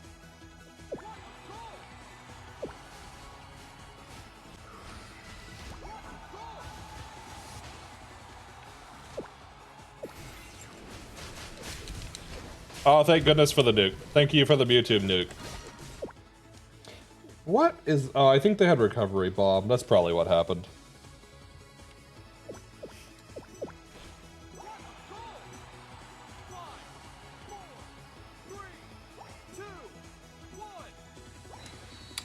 Well, this is fine.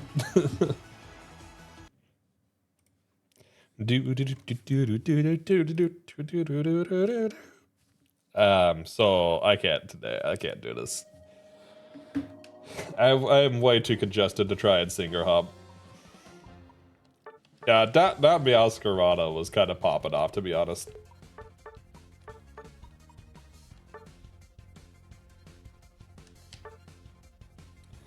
Alright, let's try this again, maybe. Unless you guys want to run a different mode. I'm fine with running a different mode.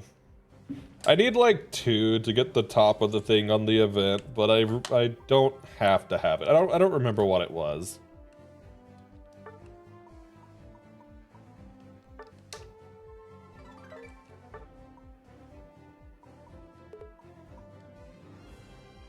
No, we win. Okay.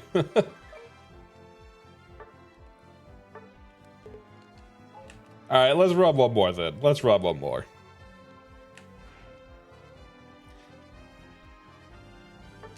I think it's just 2 that I need, but yeah, that one was not a good match for me.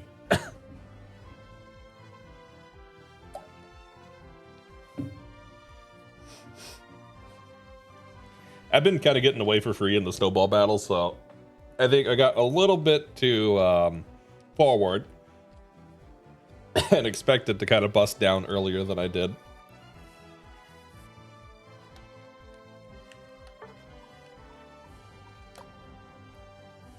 Yeah, the last times I've been playing the snowball battle, though, I don't know why, but people just tend to not protect the goal.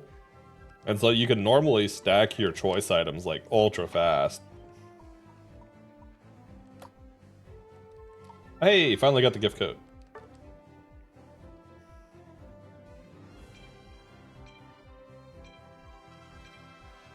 Oh yeah, Rocky, did you notice? I finally changed my drip in game.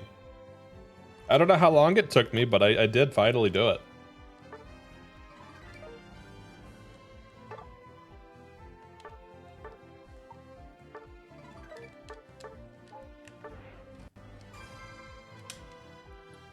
There we go.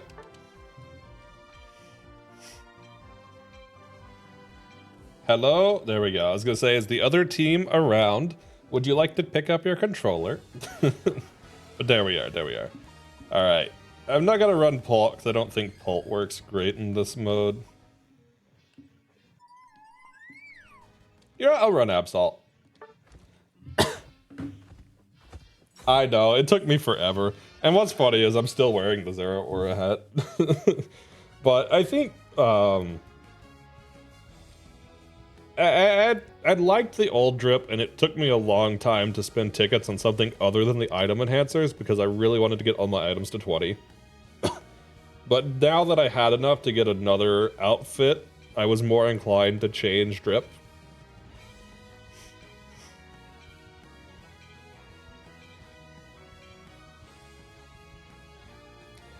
We go on all speedster except the Greeta. The Greeta didn't get the message.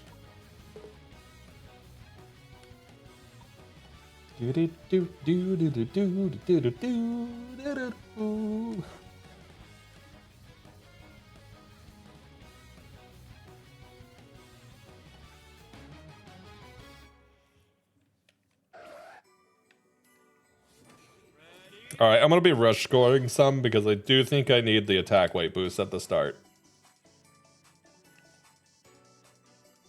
Oh, Decidueye is great. I love Decidueye, dude.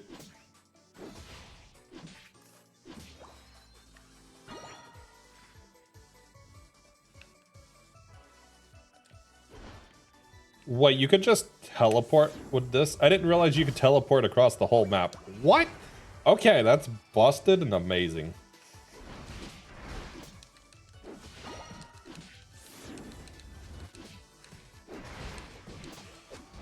I don't know why they stood there and fought. That did not seem like a good matchup.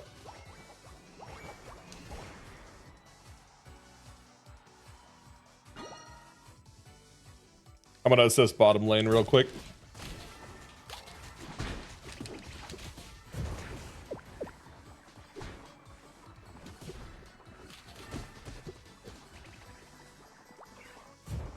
I had to drop out, but maybe a little stagger was at least a little helpful.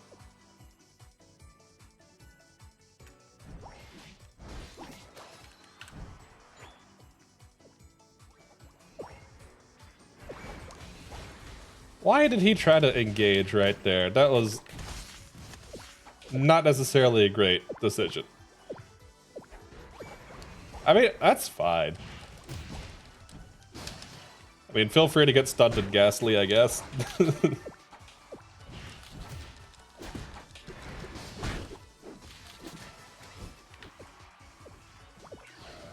Yes, yes. More.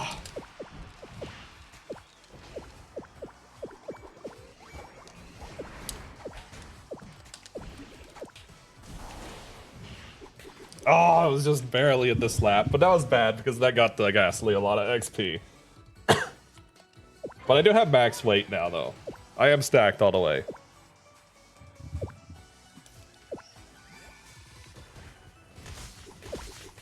Okay, I'm gonna go after... Well, let me help you take these guys down, because Articuno's gonna need a minute before they can take him out.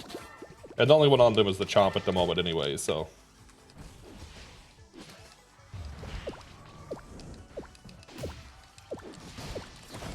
There we go. Nice! Alright, let's dump scores.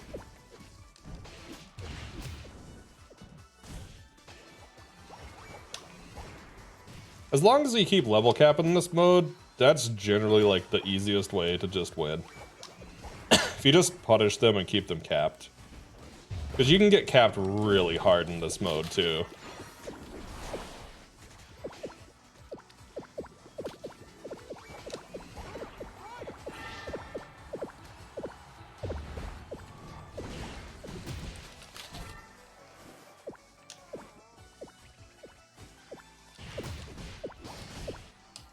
And that's what happens when you get level capped.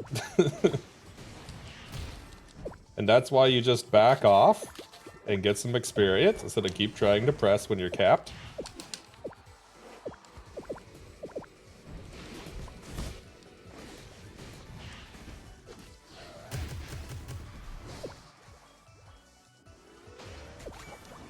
Yeah, this is a lot different than the last one, huh? They kind of just said, we're done, no more.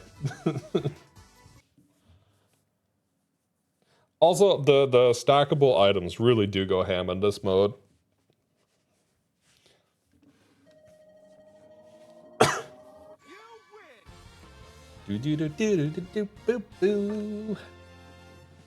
Also, well played, well played. There we are. Hey, bullying is encouraged in this mode. It is how you win this mode generally. At least I think so. Oh yeah, I forgot. Let me give you a thumbs up.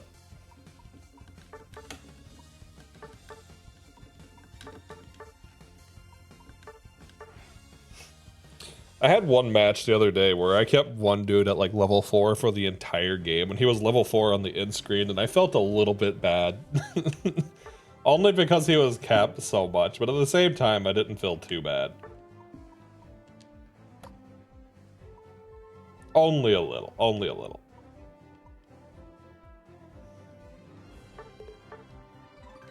Okay, how many I need? I need one more win. I need one more win. All right, I'm gonna go Mammo this time. I'll wait for Rocky to be done with the results screen. How did the Greedit do? I didn't even see.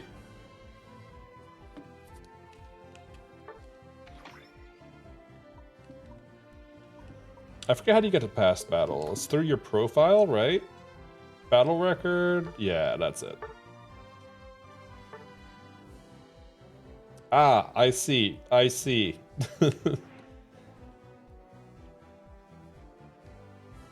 All right. This is the last win I need on this. This is the last win I need on this one. I think I'll run Mammo this time just because he's kind of a pain to deal with if he gets stacked at all.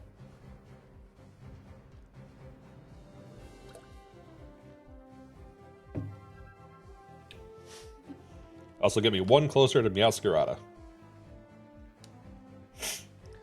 Realistically, if I log in tomorrow and play a few matches today, I could have Meowscarada tomorrow. It'd be kind of nice to have that out of the way.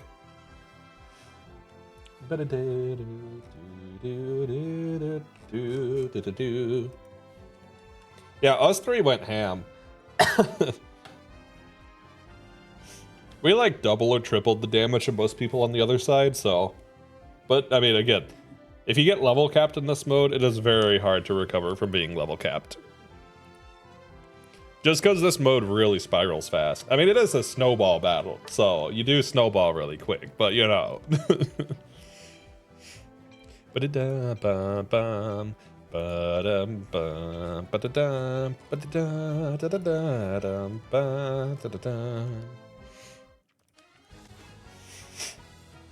Whoa, somebody going pulped. All right. I'm fine with that. Also, I'm gonna make a small complaint for a moment just because I saw another notification about these. Oh, dude, I love running attack weight Zara, honestly. Although I have debated going discharge instead of wild charge, but I don't know. I just like wild charge. Although I think maybe discharge is technically better from a damage standpoint, but I'm not sure.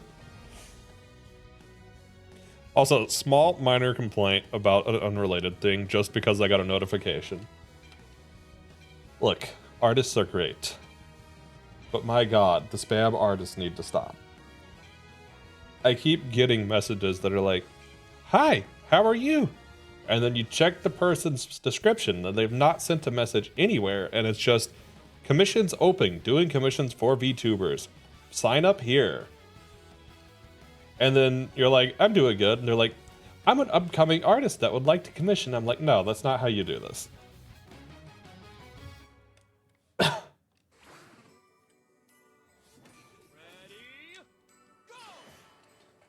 It is, but wild charge is good for you not getting hit. Yeah, the immunity on it is what I particularly like.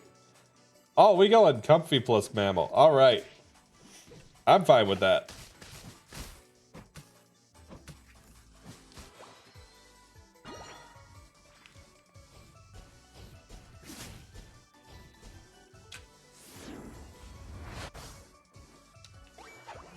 I'm kind of surprised I got a teleport right out of the gate, but that's awesome. Wait, okay. Do you pick up an item as comfy when I pick up an item too? Or how does that work? Did they just not get the experience here? Okay.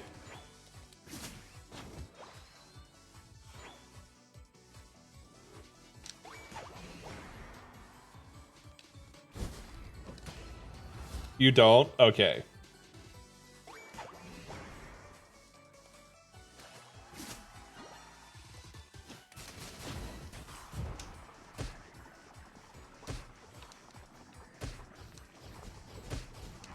All right, fine. You wanna play that way? There you go.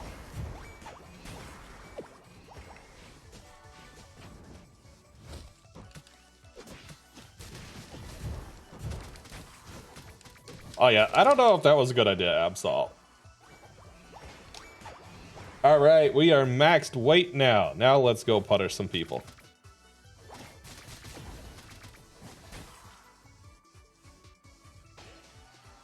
Let's get this mime out of the goal zone.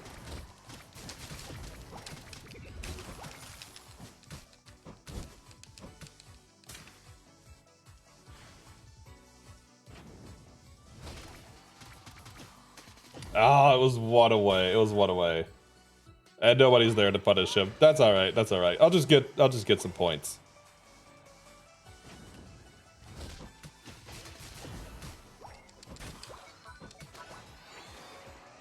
I need to Evo anyways.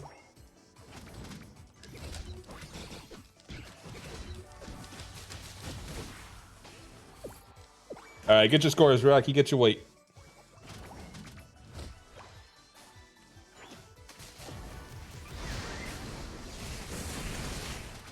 That was interesting exchange. I'm all about that one, but that was interesting.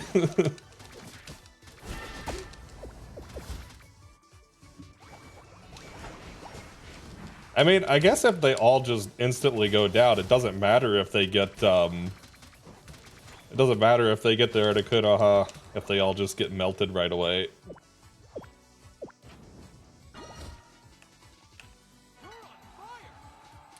Ooh, actually this is good. I got teleport button, so I can go back and help out immediately.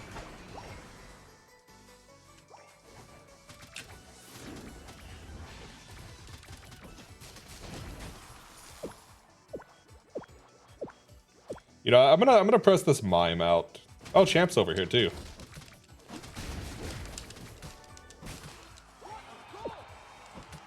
Actually, the comfy support in this mode is actually quite helpful.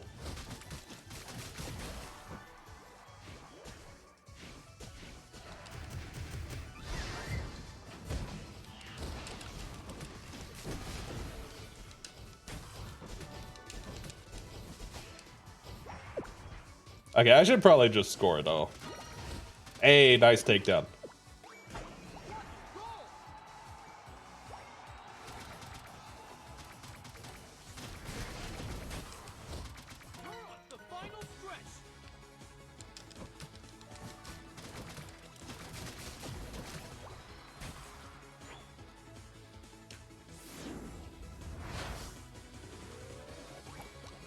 That wound up being pretty good timing since Rocky was pushing them out. Hey, there we go, there we go. All right, this is all 15 I needed for this event. Thank you for helping out with the last 2.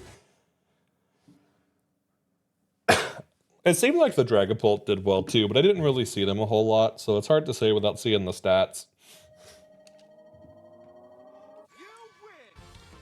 But yeah, actually, I didn't expect Comfy to be so crazy in that mode, but honestly though, I mean, they just can't really do anything, right? I mean, what are they gonna do? Take Mamo down in this mode? No. Especially if you get a level advantage. Yeah, that was actually good pairing. It's literally never die. I guess I haven't seen Comfy plus... Maybe we have done Comfy plus Mamo, but it's just not as busted in the standard mode or something. But yeah, no, that was great. That was great.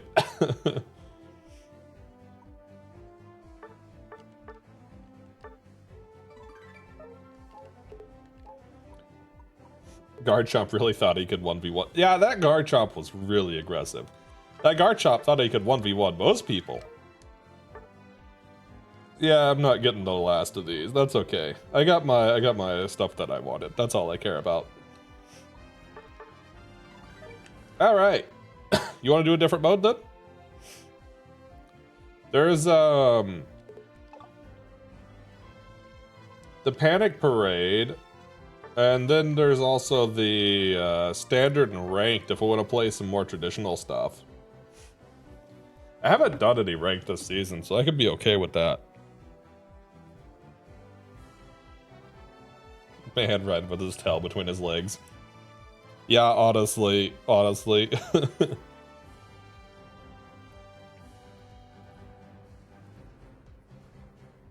You guys up for ranked, or you want to run Panic or Standard instead? I mean, I guess there's also the I didn't check what the actual quick match was. Or if anybody else needs more of the snowball of it, we could do another snowball match or 2.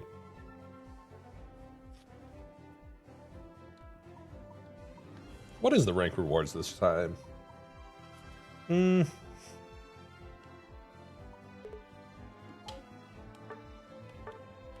good with Panic because I need the rewards from there anyways. Although, alright, somebody needs to do...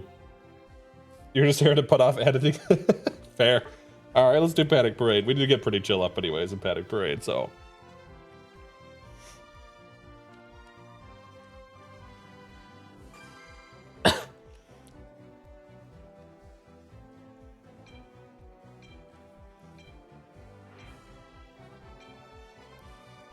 If anything is missing, just say the word and I will get it to you as soon as possible.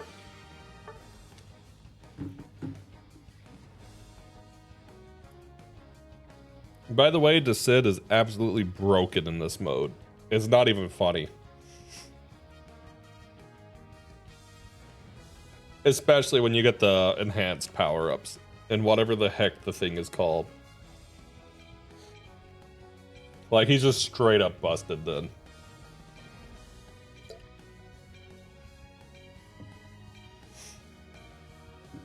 Oh, somebody actually saying hello. I couldn't respond in time. That's alright. I'll take top left lane unless the other 2 go there. In which case, I'll take center. I can solo whichever lane that I'm on.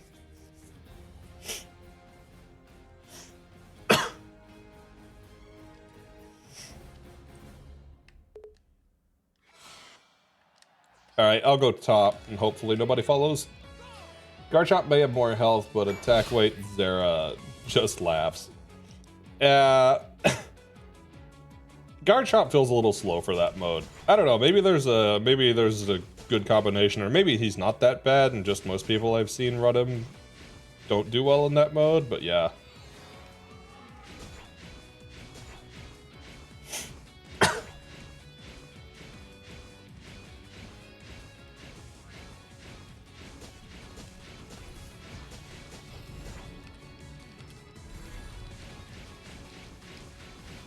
The only thing that I don't like about this mode is that the first 2 waves are just a little slow. Maybe it's because it's so easy to get overpowered in the first few, and then the last few waves are a lot harder very quickly.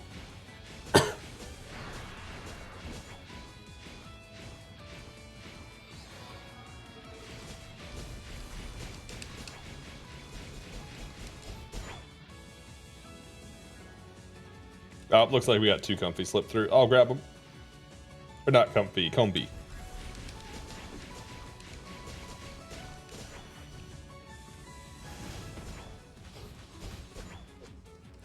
There we are. Now they just need to take out their Vespa Queen. Isn't next wave boss wave? I think next wave is boss wave, so I'll just assist in this lane then.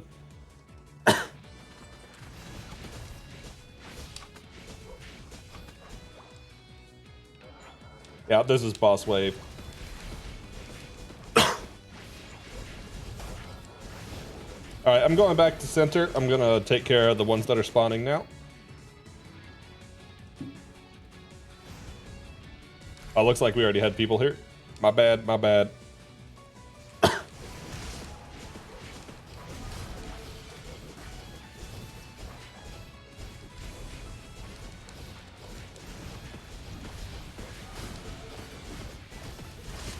I forget, how many waves is the casual difficulty?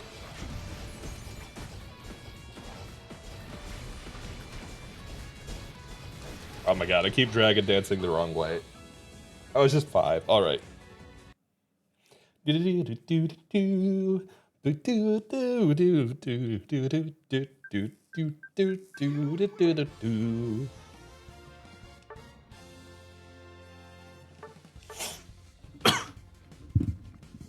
Yeah, I'm just saving up for the AO shooter stuff anyways at the moment. I don't remember, does this count for the, I don't think it does, but does it count for the Meowscarada missions?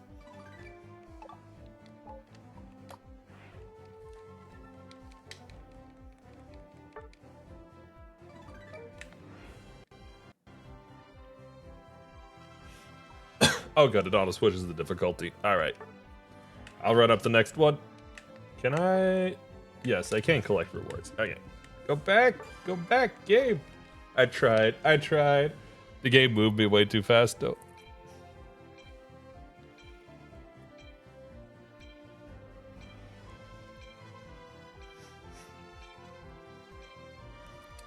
It's okay. There's one person that didn't ready up anyways.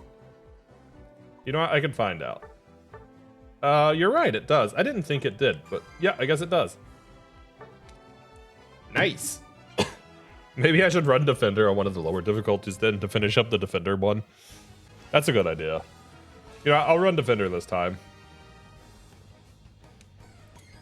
Or Supporter. You know what? I do like Clefable. The free one I got from the, what was it? Surprise 23 was Clefable. Clefable is actually pretty fun. And as long as I do it on this one, I'm not jeopardizing anything. This will get me 20 more feathers toward Meowscarada. Then I'll just need to log in one day, score some points, and then do 2 or 3 more with speedsters and attackers. Okay, I can't solo lane with Clefable though, most likely.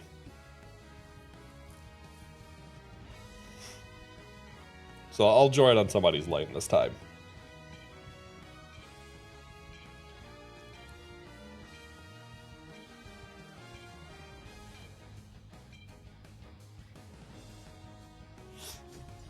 Although Clefable is actually pretty fun.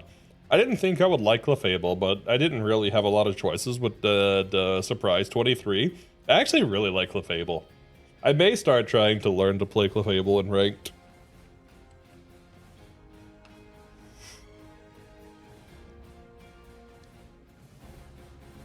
Ba-da-ba-ba-dum. Boo-boo-doo-doo-doo.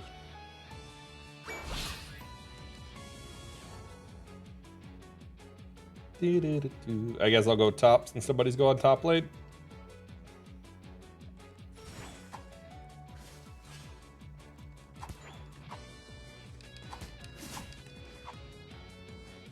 Thank you for joining me, Rocky.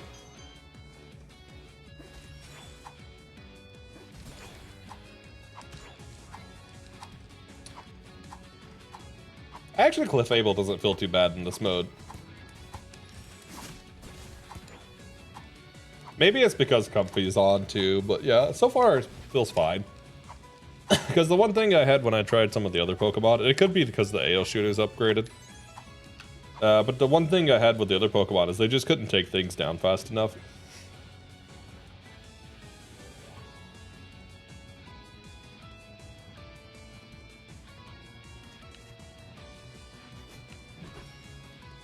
Okay, I'll head back top.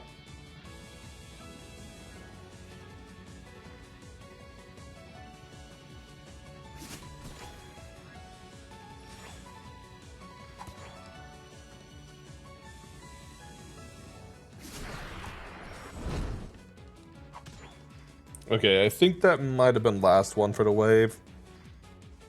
How far does this difficulty go? I think this difficulty is like...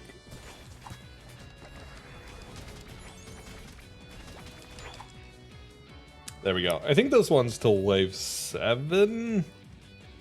Or maybe it's till wave 9. It might be 9.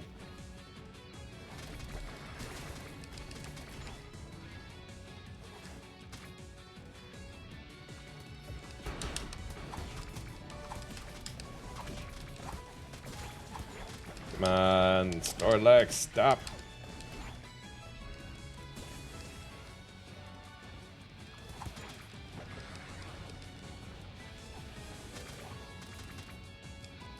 I'm not sure why the Scizor went there. Scizor should have got over and taken the Eldegoss.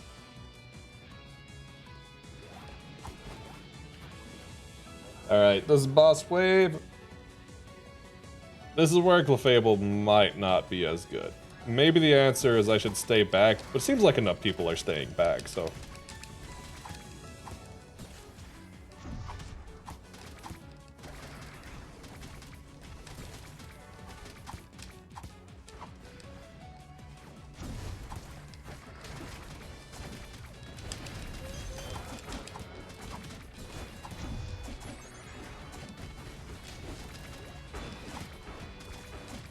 Come on, give me the Unite move. There we go. Although, yeah, the one thing that's kind of weird about Clefable is the Unite move. Because it's like, you get a random move, it's like Metronome basically, but then you have to activate it again to use it.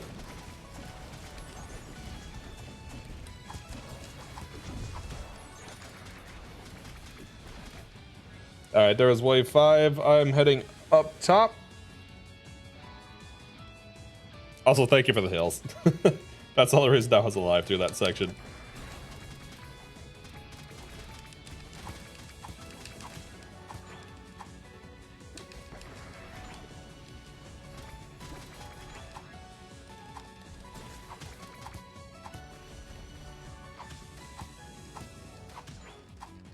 Alright, was this last? I think that was last. I'll assist in middle. Actually, no, there's one more.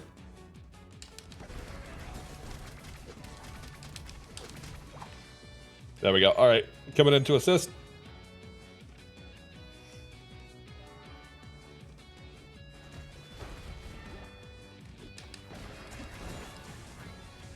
There we go, going back top. Or is this Aber round? This is Aber round.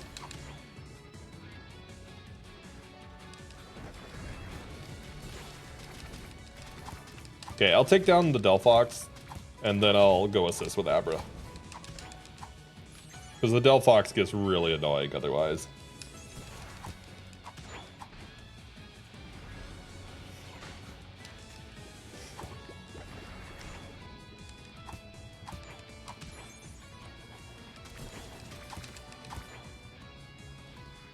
Wait, did it spawn two? I guess both sides spawn Delphox. I guess I've never paid attention to that.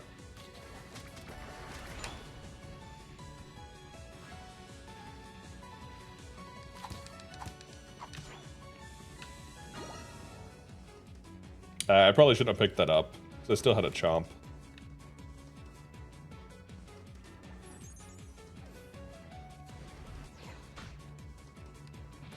Is this boss? This is boss wave. Okay, then 8's probably the end of this difficulty. Oh, come on, it moved my gravity.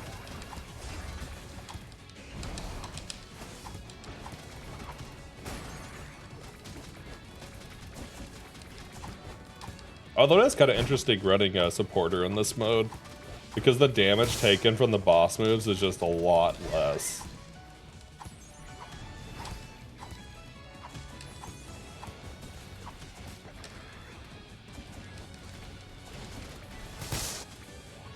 Ow! Okay, maybe don't knock me halfway across the arena.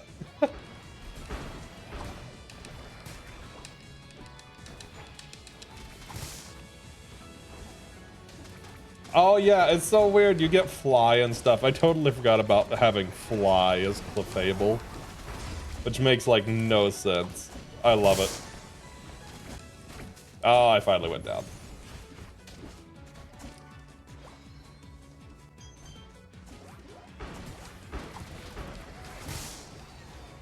Oh wait, 8 is at the end? Maybe it is 9 then.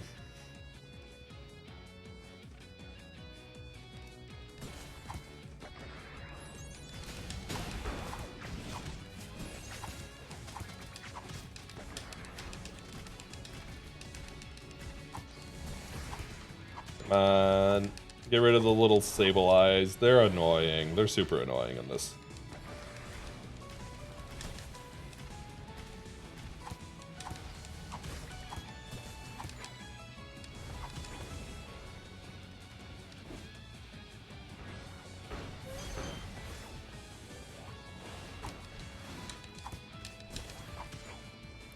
Wait, 9 isn't the end? It goes to 10. Wow, I didn't think it jumped up that much between the modes. I guess I don't really go back and play the other ones that much, though. I mostly just stick on the highest difficulty.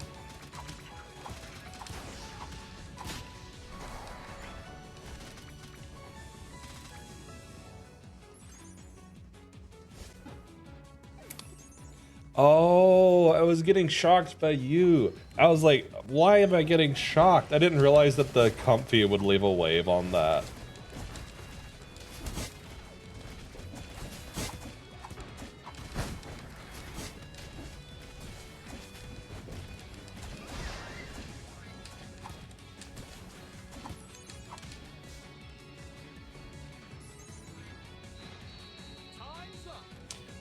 Wait, did we? Okay, we did survive it technically. Okay, okay.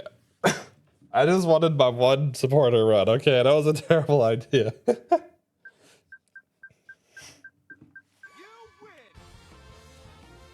Does it affect Tink?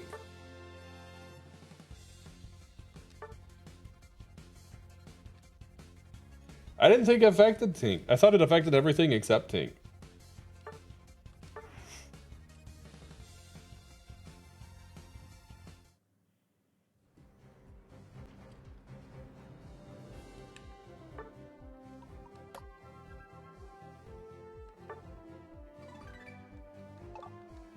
Well, noted.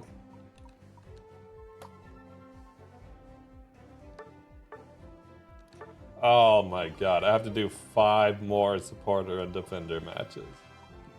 Why?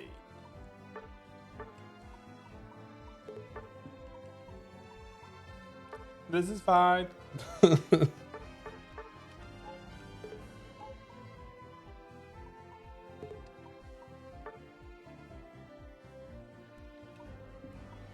What do I have a new thing from? Oh, because I didn't actually claim it. I forgot the shit manual claim. That's so dumb.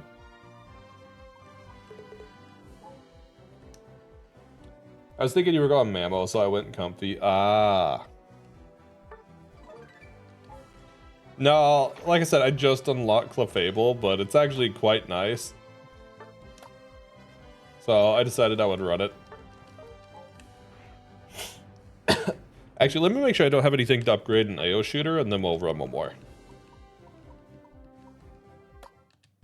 Oh my god, I still clicked the wrong one.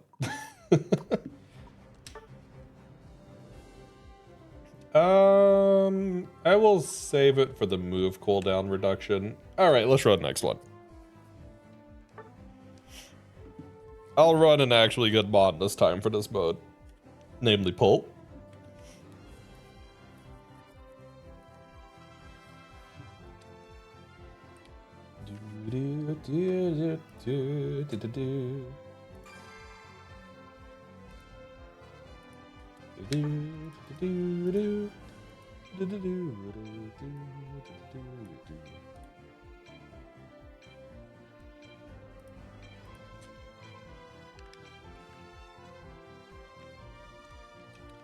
You got one more pretty chill?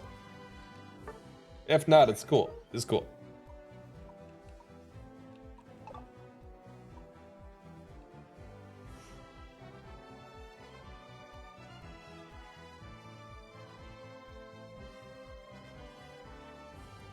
All right, let's do it.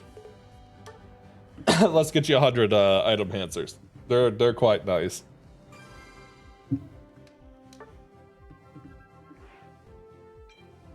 All right, I'll go pult this time so I actually do well. Although it would be pretty funny to try to run the highest difficulty with supporter only. That would suck, but it would be kind of funny. It would be kind of funny.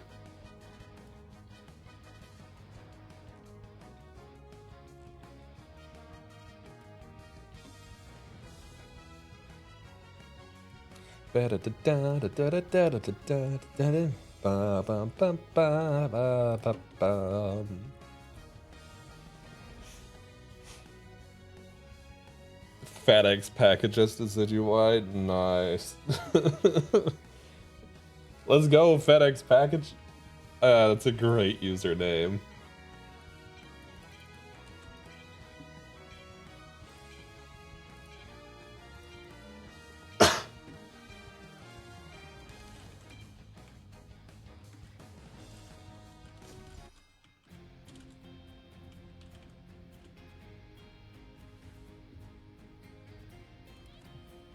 All right, who we got? These are all ranked pretty well for this mode.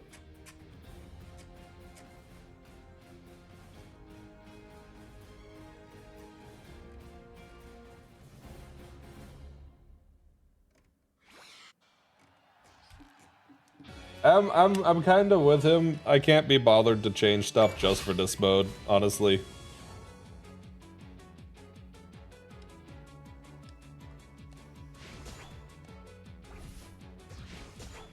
All right, I got top lane.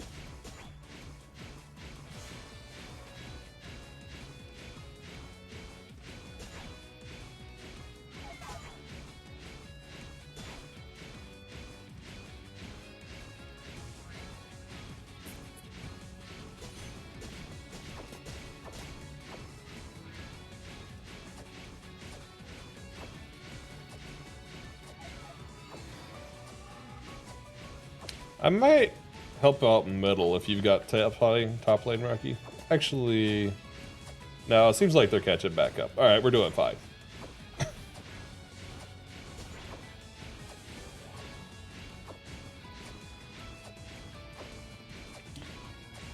I love how this always just evolves to people attacking the spot that they spawn.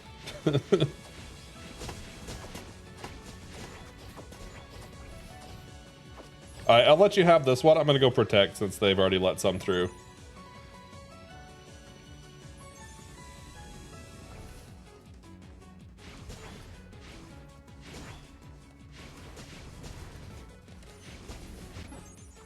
I actually got taken down because I got caught in the fire spin.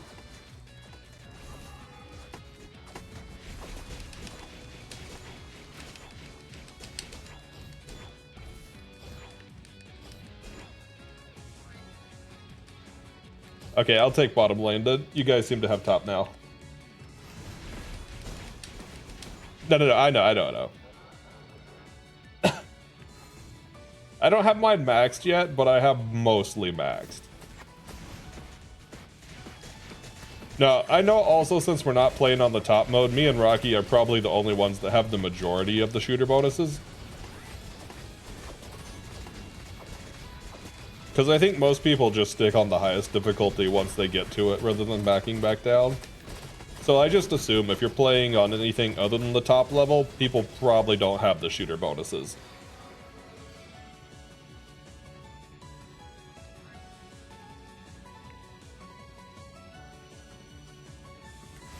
Although it's not necessarily a great assumption for the top mode either, but if people are in top difficulty, I usually assume that they've at least got one bonus to the relevant stats that they need. But below that, the assumption is they might not have any yet.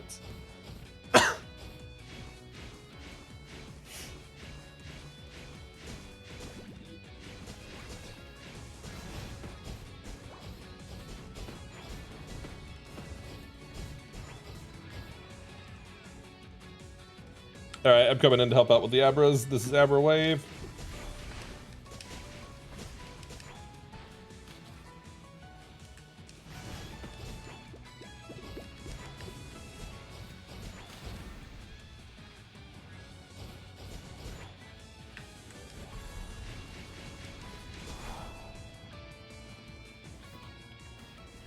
Alright, this is Boss Wave now. I wonder if Unite will ever go the Master's Way. What do you mean by the Master's Way? Or instead of releasing unused Pokemon, they release the same Pokemon but in shiny form with different playstyle. I don't think I would like that, to be honest. I'm fine with it for Masters, but with Unite, the fact that it takes so much to get one Pokemon. I don't know, then again, if they have different playstyles, maybe.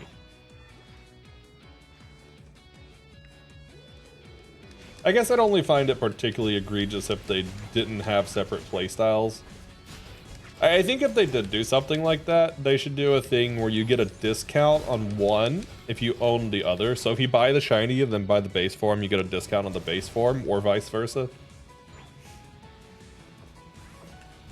Assuming that they share cosmetics.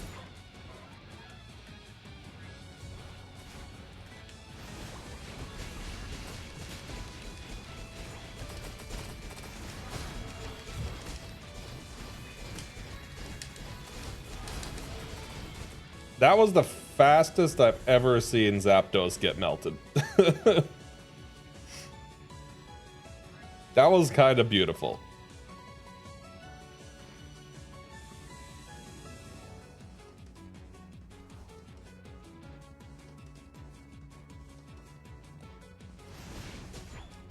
I love the fact that there's still electrodes rolling in because it got melted too fast.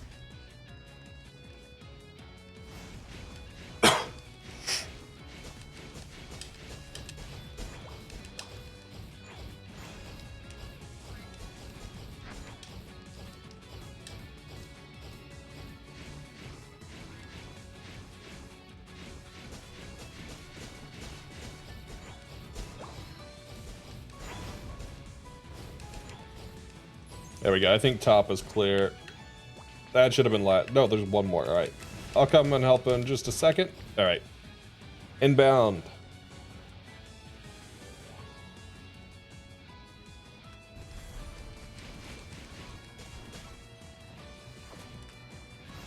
This should be boss. I think. Which one is this? This is gonna be. Oh, it's Regice. I was thinking Avalugg. I forgot about Regice.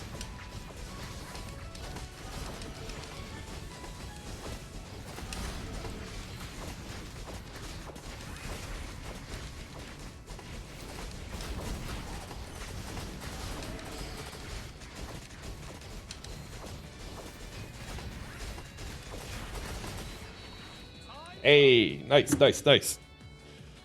That one went a lot better now that I didn't run a Mon that, you know, didn't contribute, basically.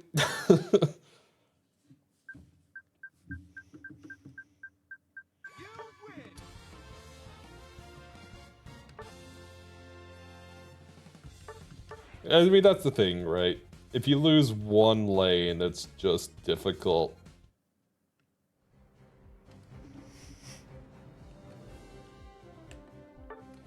Ombre is good at boss stalling. That's true, that's true.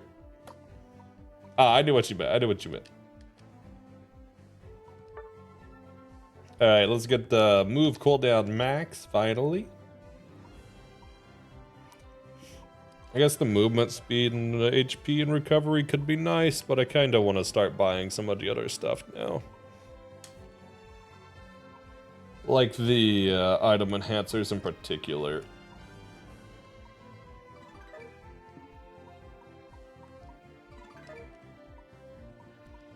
The tickets would be kind of nice too. All right, I'll do one more, and then I think I will probably call it for the day. Oh, wait. Funny me.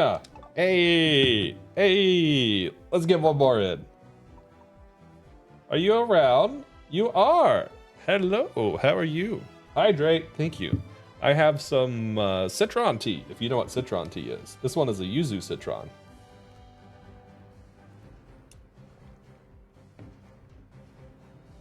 Also, I'll give you a moment in case anybody wants to spend their coins as well. I also need to collect my Miascarada stuff. I think that's the only one I had. But I also got a token. I'll just clear out the token, and then we'll hop into it. I'm finally getting a few tokens built up, speaking of. I definitely don't have them all, but I'm getting a bit of a collection now.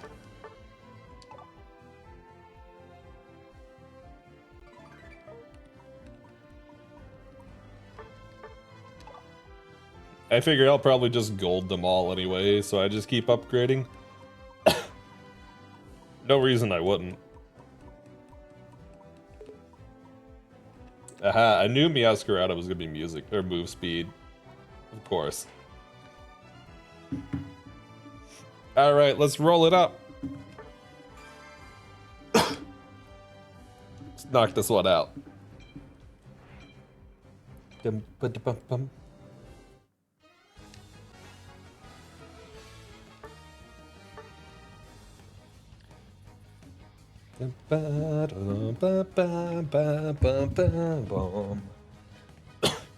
I'm almost out of tea anyway, so.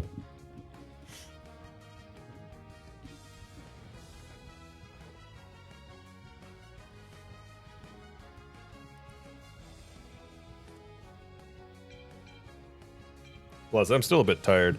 I had to work some this week. I was like the only one in office, but I don't know. It still wore me out. Let's go, Bostal! I wished Gravity Clefable trapped, because then actually Gravity Clefable would be pretty useful. I wonder if Follow Me works on the bosses. I didn't try that. That would be interesting. If it just like turns the boss around and they have to go towards you. Alright, I'll take top lane.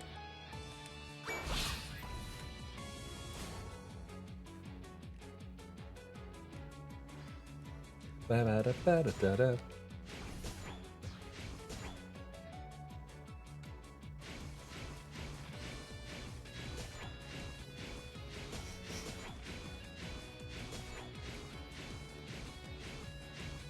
Yeah, feel free to assist center lane, Rocky. I got top covered.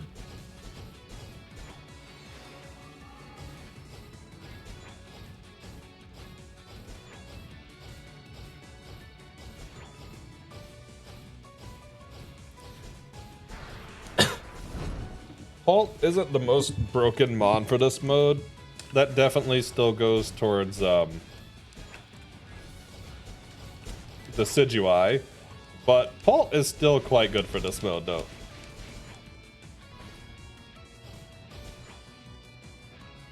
Alright, I'll start working on, yep, there are the Eldegoss's here. There we are, just in time for boss.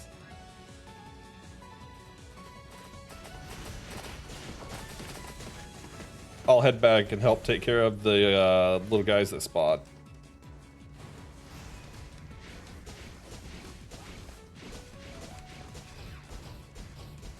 There we are.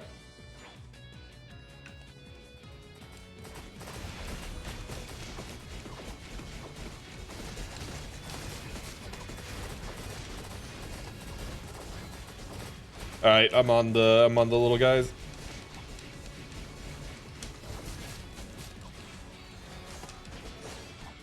That failing with the evolution animation stops you from attacking. I mean, I get it. It was just unfortunate.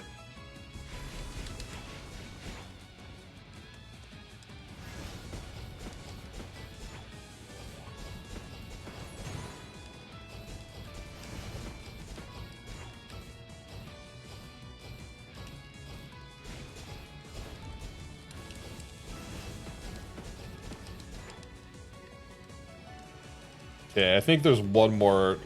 No, that was less for top lane. All right, coming in to help out with the Abras.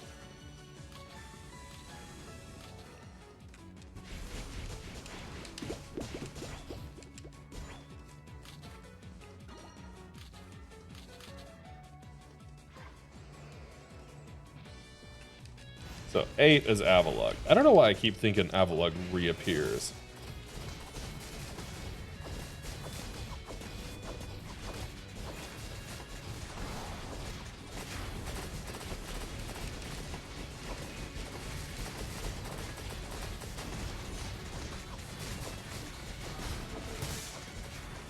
Okay, I'm going back to take care of the enemies.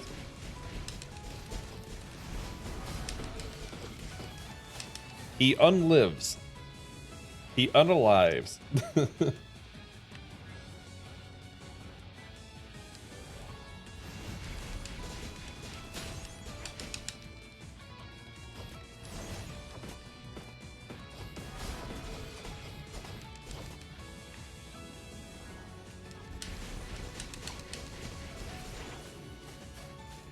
Who's left?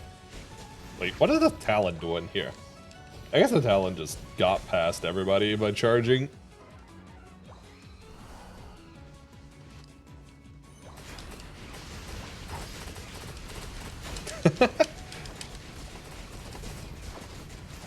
Everybody picked up a Talon off that round, so Zapdos spawns, and it's just like 5 Talons rushing in.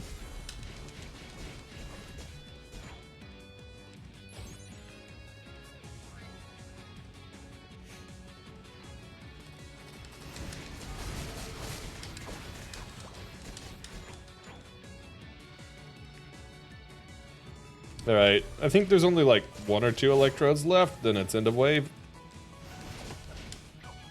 There we are.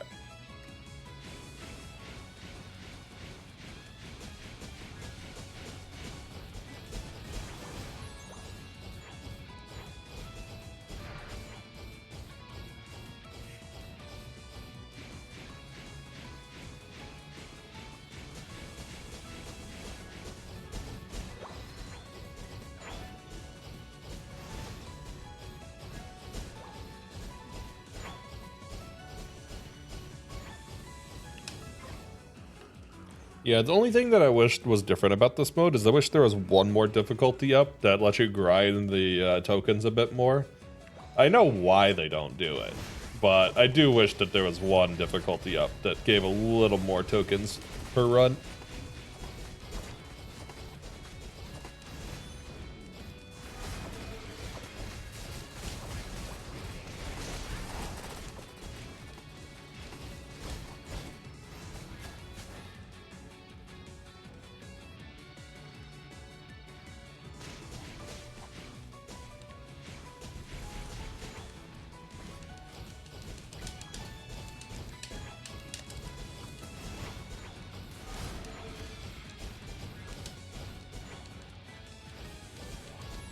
Yeah, I guess I'll hang towards the center to take care of the combies.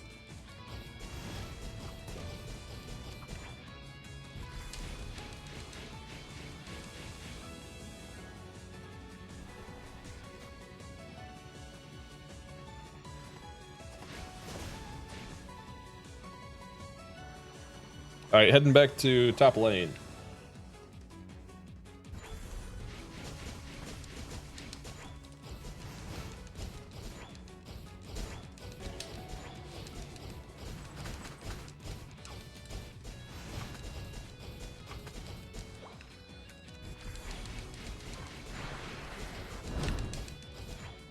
Okay, I think that's top lane done. Okay, no, just a little more. I always forget how many are each. It's hard to remember.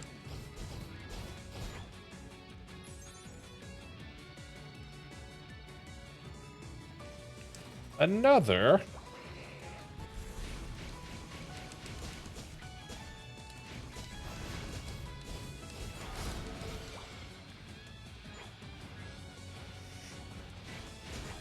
Oh, that's when the Avalugg reappears. That's why I kept thinking there was an Avalugg. It's wave 14. That isn't a main boss. It's just an added part of the wave.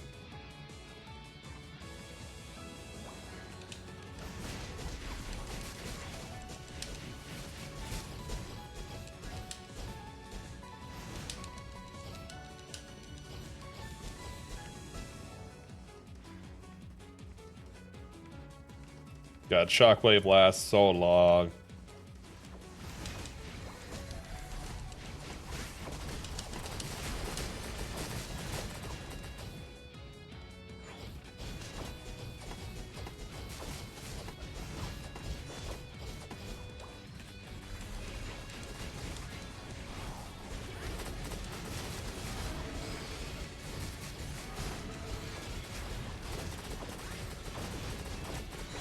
Nice. That wasn't bad at all. 76% on Tinkaton's not bad. I think it's probably because a lot of people stayed back to take damage from like the Ever Wave.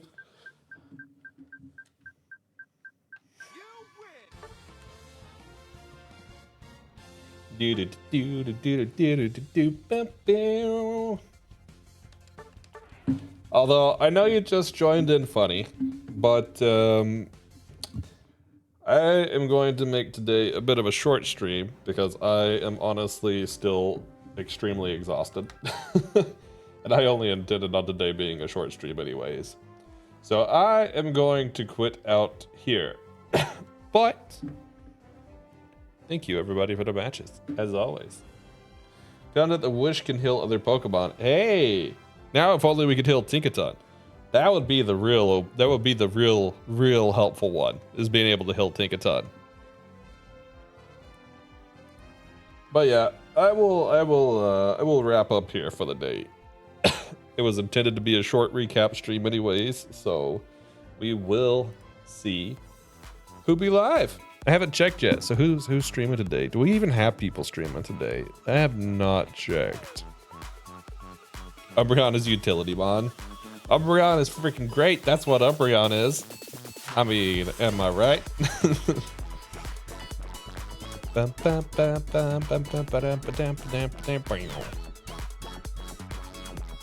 I don't know if we've raided Alan before. Maybe I should go raid Alan.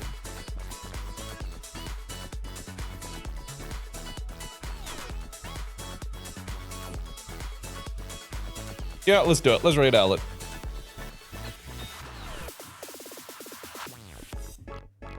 They're playing Lethal Company, which actually I just got, and it seems like a pretty fun game if you're asking me. I haven't played yet, but it looks good.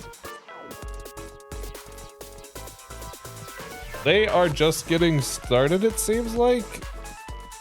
We raided them last time. I'm gonna raid Alan, because I don't think I've gotten to raid Alan, or if I haven't, then I haven't done so in a very long time. Otherwise, I would. But yeah.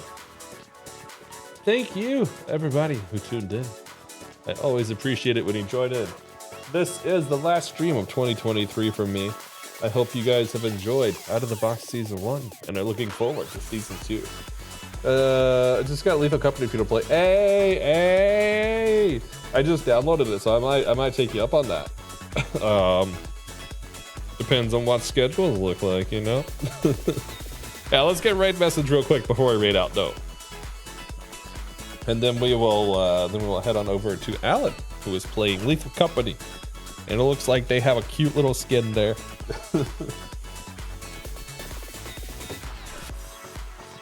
Alright, I'll grab it real quick. Boop. That way the auto raid doesn't take us before we have it. So yeah, if you could, copy that. Join me for a few moments while we raid Alan. And I hope the rest of your 2023 closes out wonderfully. Thanks for tuning in, everybody. I had a great time. I hope you did too. And I will see you in Season 2 of Out of the Box.